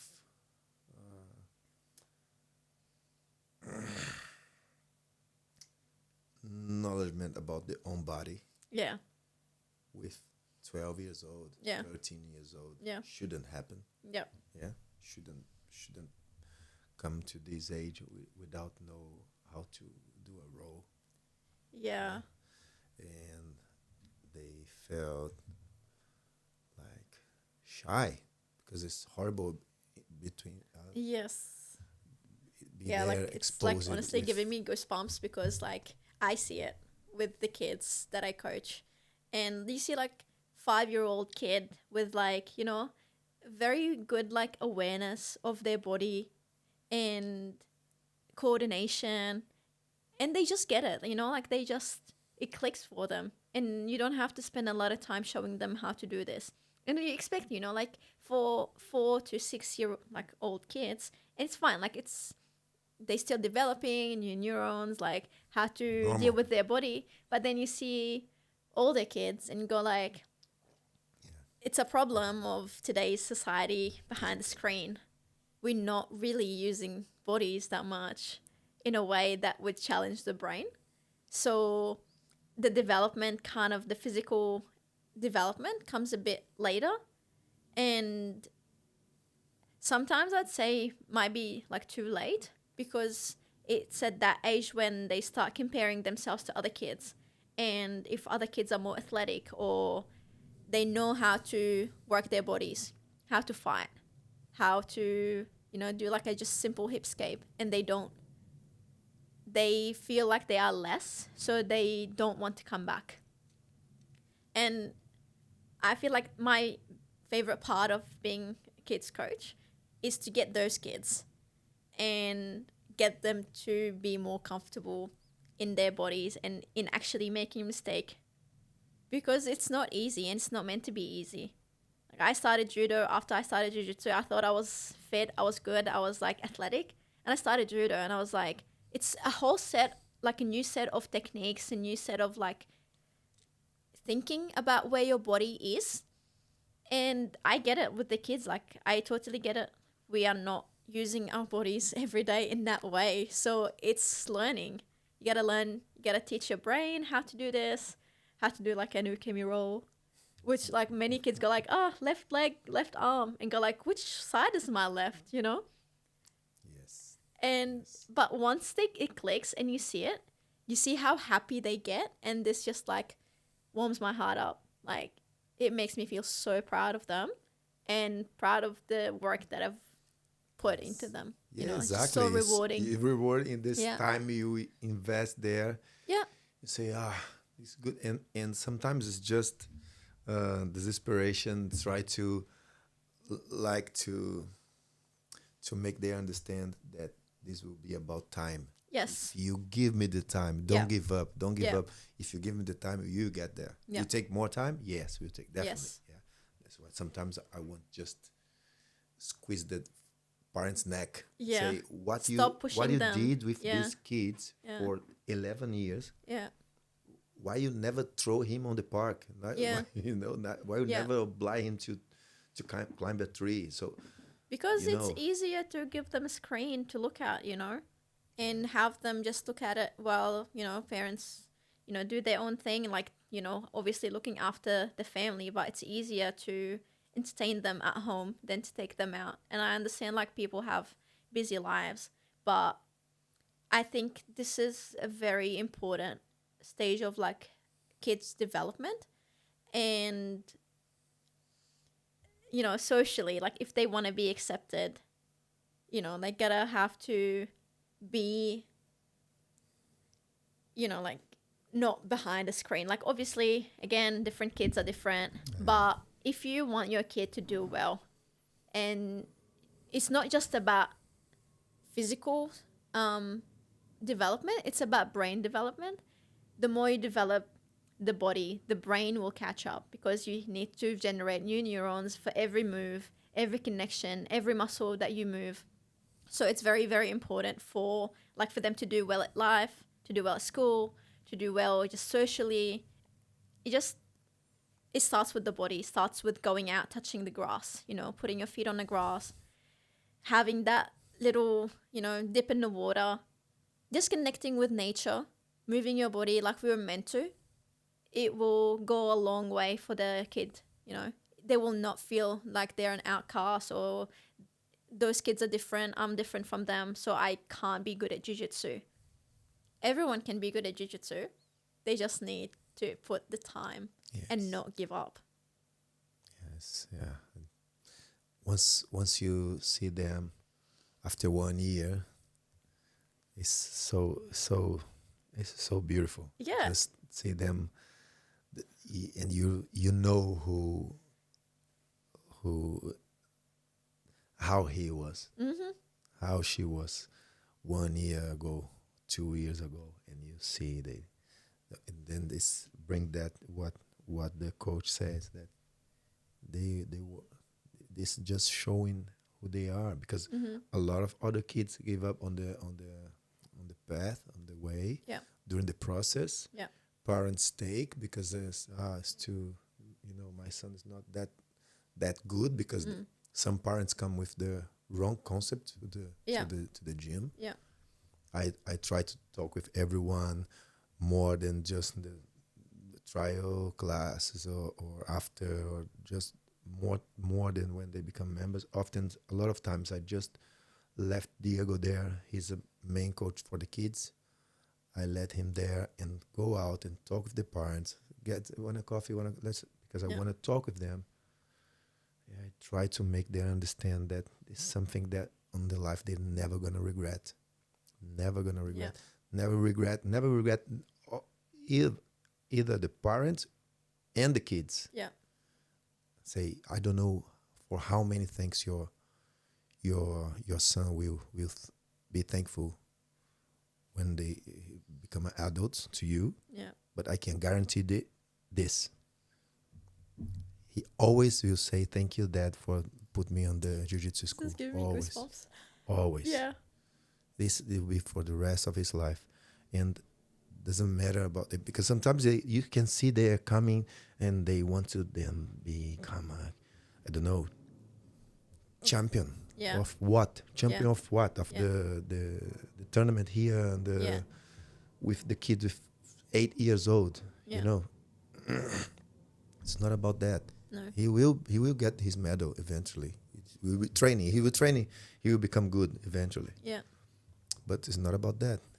And sometimes the parents get frustrated because the kids don't respond and the speed that the parents pretend. Yeah. So then they take the kids off. Yeah. But when they keep, it's a totally different experience for them. And I know that many parents would put their kids at jiu-jitsu, maybe because they wanted to do it, they never had a chance, or now people have got more of an idea about what jiu-jitsu offers for the kids in terms of confidence, capability, body, awareness, and just, inner strength, just to stand up to bullies at school. I know I can fight. I'm not going to fight you, but I know if I want to, I'll fight you. So your words don't matter to me. They don't affect me, And I think the parents don't see the invisible effects of jiu-jitsu. So you'd go I want my kid to be to compete. I want him to get medals. I was but you've had kids who would I'm going to compete, go on the mats, just collapse, crying, just they can't do it. They get overwhelmed. And it's okay. We try again. Until you go on that mat, you don't cry, and you win. And it happened. And for them, for the kids, go okay, I can do that. So they start trusting themselves, but also they start trusting their coach more. And that bond between a kid and a coach that, had a struggle with jiu-jitsu, but now they can do well, is unbreakable. I know I had that with Pedro. That's true.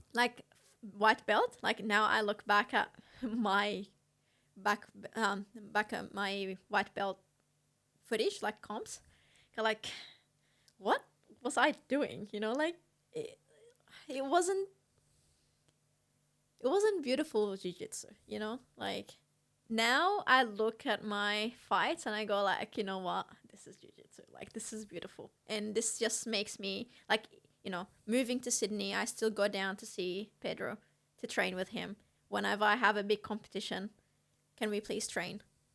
And he will never say no. He would give me his time. And I know when I ask him to give me the time, he will give. So he would give me his time for free. And time is very, very precious, Precious. And I feel so good when he gives me the time, because he trusts in me and he knows I trust him. And that's what I want to build with the kids that I coach. And, seeing those little kids who didn't know how to do a bridge and roll, to escape a full mount, have a full on a match, and see they use jiu-jitsu and go oh my God, where was that? In one day it will just click. And you're just going to take time. You're just going to be patient with the kids. And sometimes, yes, it can be hard. It can be frustrating, but nothing that is worth doing is easy. If it's worth doing, it's going to be hard. You're going to have to show up when you don't want to. You're going to have to do it when you don't feel like it. You're going to have to be patient when you can't be patient. But you're going to have to build the trust, the respect, and you got to build that bridge that they know they can always come back to you and, you know, feel happy about where they are and how you got them to be. Yes. No, nothing is easy. No. Nothing is easy. No, Never was easy. No. To try walk, talk, yeah. But we do it, you know? Exactly. Now we don't think about it. It's like jiu-jitsu now. Like, you do it so naturally, you know? It's like walking. You've done it so much. Now, like, you know, like, okay, I can do this, you know? Like, you don't, obviously, like, competitions will always be intimidating, but it's because you care about it. It's because you care about the result. You care about how you're going to be out there. If you're going to be, like, putting your best jiu-jitsu, showing case, like, who you are as an athlete, you know? And that's what I try to explain to the kids as well.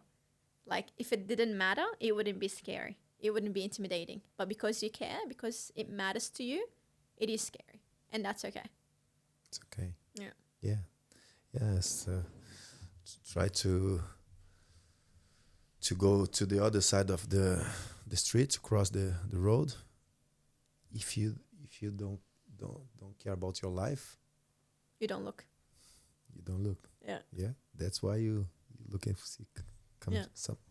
some cars coming, motorbike or something, and you should have this care or fear, call however you want, about yourself. Yeah. This is how we survive.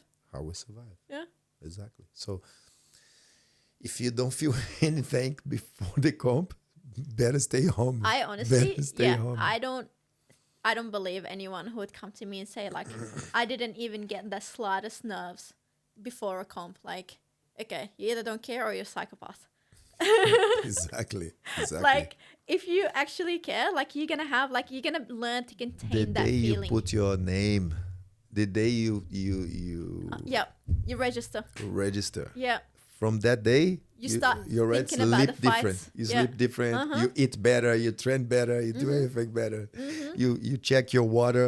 you're like, did I drink my, like, 8 glasses of water in a day? Exactly. Yeah. Exactly. Everything's changed. And it should makes be you a like better that. person, Should you know? be like that. It makes you a better person, just like better health, better clarity. You will have the discipline, the structure. You know, with dieting, like for a comp, if you have to cut weight or if you have to increase your muscle mass, it takes discipline, it takes consistency, and it takes work, hard work, and actually intentionally putting in the work. It can't just, like, it doesn't happen. You can't just, like, drink and then the next day go and have a fight and expect to do well. The body has got its own rules as well, like the world. We have to respect it. And if we don't obviously respect the body, it's not going to give us what we expect it to give us. That's true. That's true. You got to put in the work. This is it. There's no secret. No secret. Just got to put in the work. Got to put in, like, intentionally working for that goal. And then you're going to get it. Nice. Maybe not today, maybe not tomorrow, but eventually. And people should be patient with themselves. Yeah. That's true. That's true. And tell me some phrasing in Portuguese, né? Say some words of galera do Brasil. Galera do Brasil. What do I say? I know, like, little Rio phrases. I say, qual é, mané? Qual é, mané?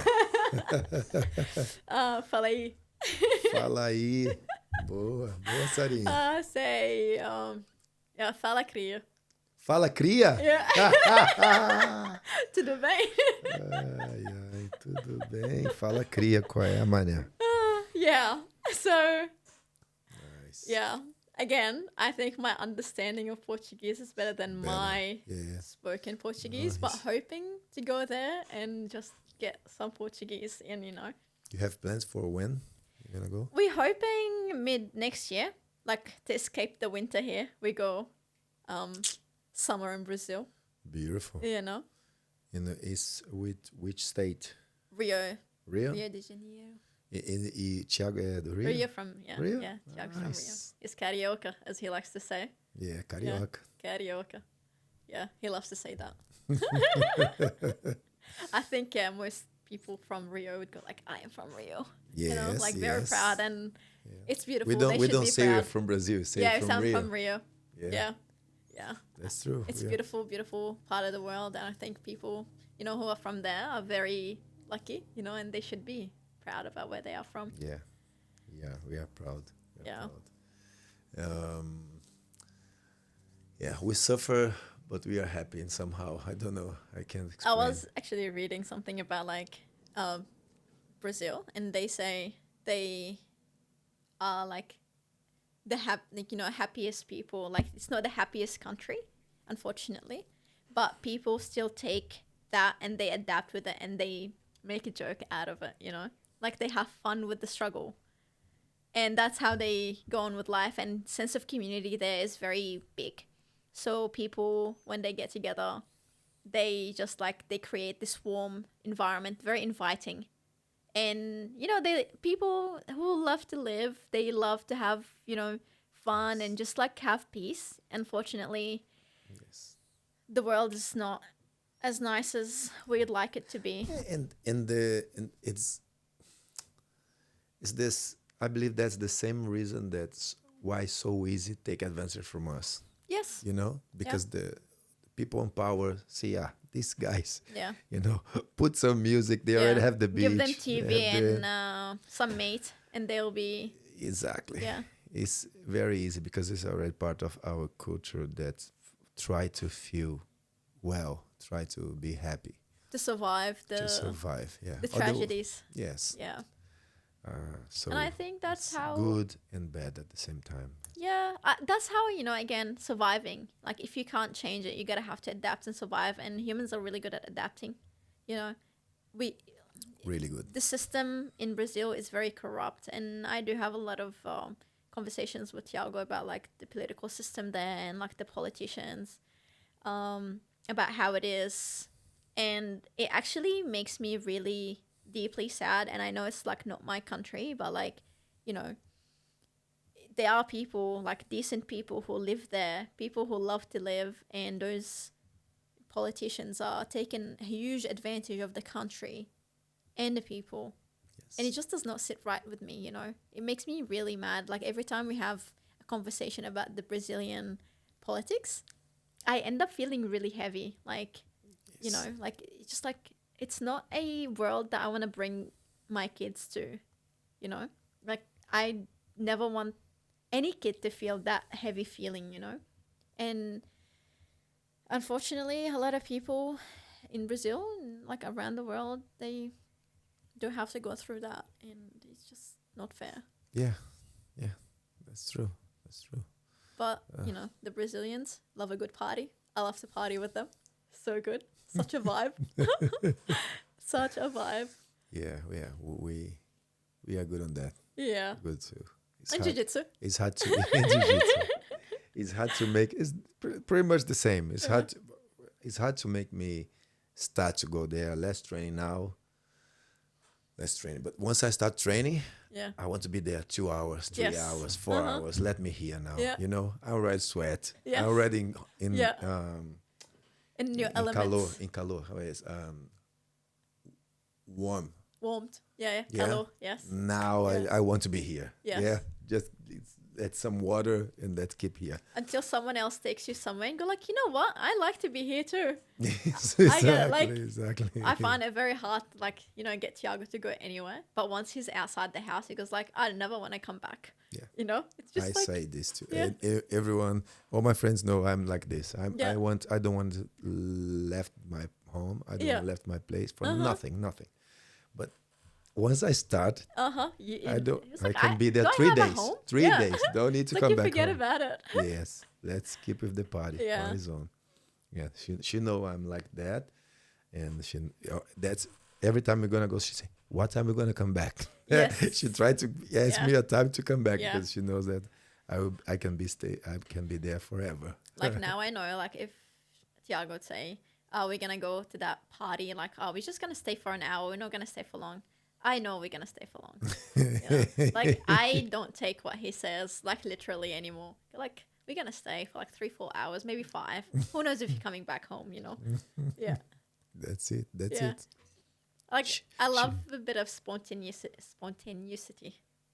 I don't know this word. Spontaneity. Like spontaneous. No, I understood, but Yeah. I never listened. Yeah. Never hear this word Yeah. before. I hope I'm saying it right. Yeah. Yeah. Nice. Hard word. But yeah, it's just You like this on him. yeah, I like it, but again, I also like structure. I like to know like how my day is gonna look like. What am I gonna be doing in the next 2 hours? You know, it's just like, yeah, I don't know, just like a routine. Again, I don't know if it comes from like just the discipline that I had to put myself through, like jiu-jitsu, or if it's just like always been me. But I can't remember much of my life before jiu-jitsu, to be honest. So, yeah. Beautiful, beautiful. Other plans for the future? Definitely keep training. Definitely, like I think nothing is gonna keep me away from those mats. You know, And you want to become like I keep want to living, become an athlete. become an athlete, yeah. live Like the I want to dream. give everything I've got to it until like my body goes like, you know what, now we're gonna have to retire, and to which I'm going to continue teaching. Teaching. You So, love teaching. yes, So yeah. yes, beautiful. Yeah, That's beautiful. yeah. Once you discover this, it's very hard It's a to game stop. changer. Sometimes you talk with me, Yeah. what are you gonna do in 10 years? And I say, look, first thing, I will keep teaching till Yeah. the last day of my life. Yeah. I'll keep teaching jiu-jitsu because it's something that I discovered that I was made to do it. Yeah. And this is I can't imagine myself without doing this. If we want to go for some mountains in New Zealand when become old and have a cabin, like Yeah. uh, Little sm- caravan. yeah, Little boom, cabin, boom, boom. yeah. I say, okay, I will go and send some flyers to all the old guys on this place, and like put in the garage some mats, Just for some mats, and I have a lot of very old white belts. But I will keep teaching them. Say, okay, fair enough. And you know what they say? Like, if you keep moving, you never get old. You know? Like, you got to keep moving and your brain will stay young. Yeah, my brain is still young. Yeah. But I keep moving, but my body is old, Sarah. Believe me. You know, like, you're reaching to the crowd when I say that. Like, I'm 25 and my body's, like, really mad at me. Like, take it easy. Yeah. But high level sport, performance level, never. It's not, say sport is health. Yeah. It is In moderation. Exactly. Yes. Is You never health. see like a world athlete that is healthy, that hasn't broken they something or torn something. Yeah. It's always like a price that we have to pay. And some people are willing to pay the price. Some people go like, nah, I had my first injury. I think I'm scared now. I'm not going to step on the mats again. And yeah, again, different people survive differently. Look, I never was a high level competitor. I just have the volume. I start training at 6 years old. I have pain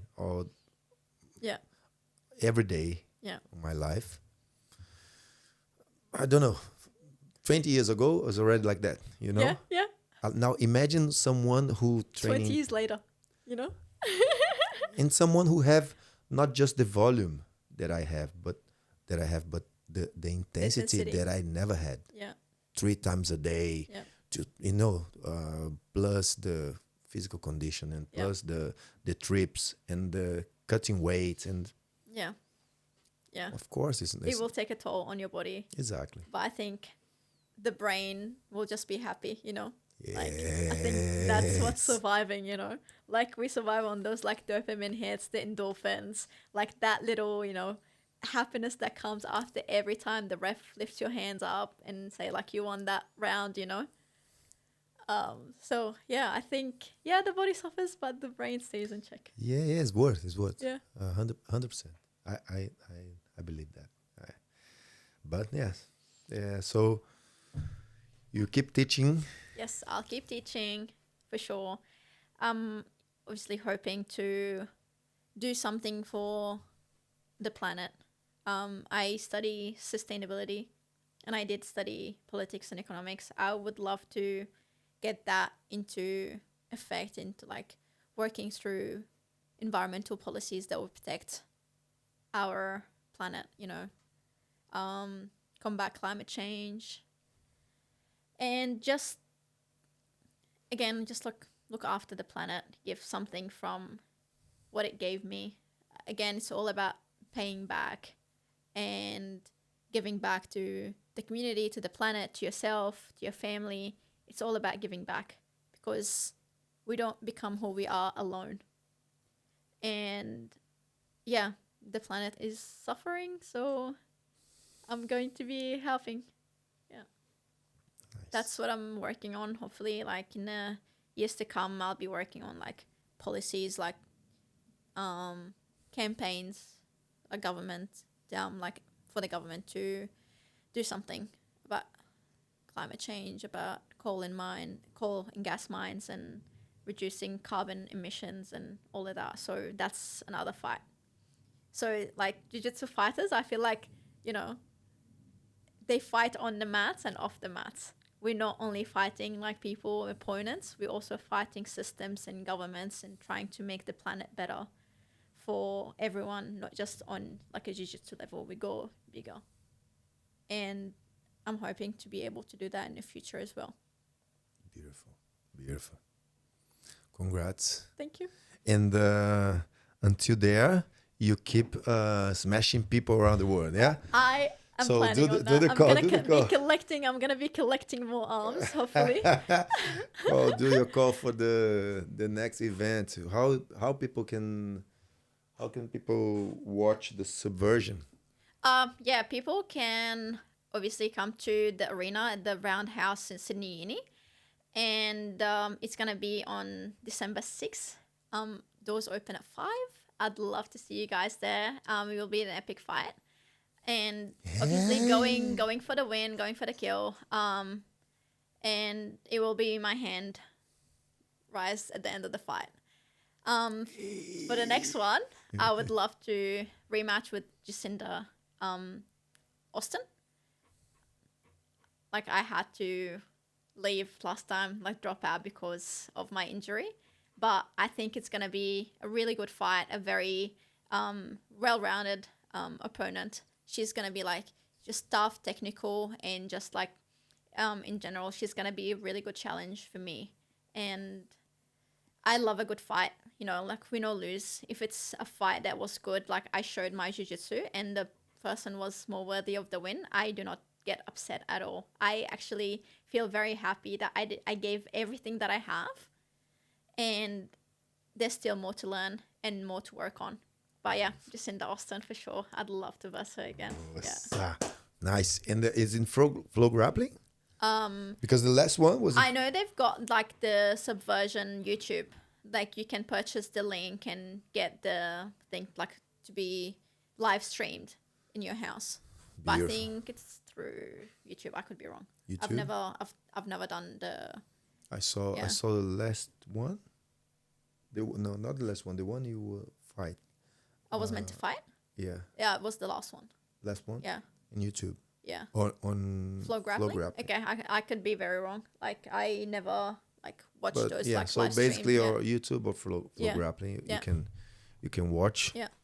If you're not here, if you're in Sydney, it's Please worth go. to be there. Yeah. The vibe there is just so good. Like I went there last time just to watch, and yeah, like the energy was so good. Like everyone was just full of excitement. The fights were really nice to watch. Like you never feel bored at any given moment. Like it's so excited, you get exhausted at the end of the day of how excited you were. Wow. Yeah.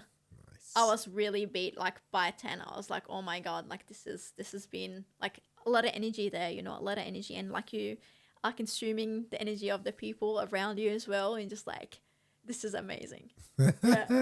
Yeah. So I bet it will be even better, like to compete there and have like to be in the spotlight and have everyone watch the jiu-jitsu, you know? Beautiful. Yeah. Congratulations. Thank you.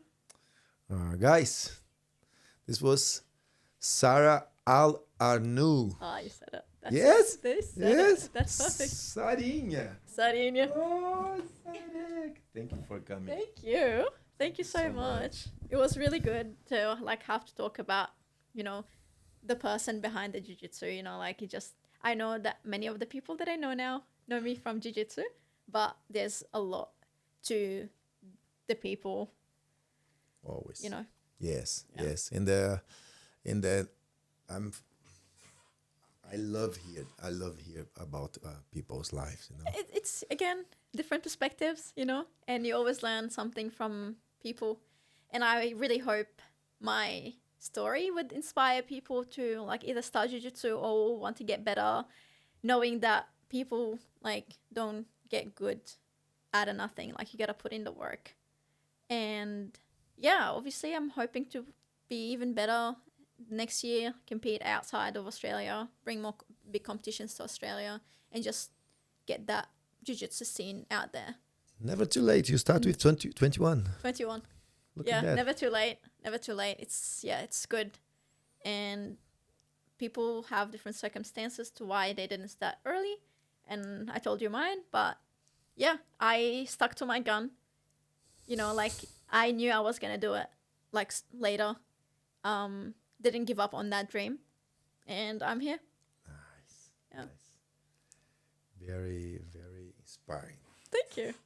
Thank you. Thank you for sharing with us, with the community. I expect you guys take your time to, because in Brazil, it's hard to meet people who are like willing to read the subtitles. They Yes, yeah. prefer Yeah, the listening. It's Yeah. easier. Yeah. It's easier.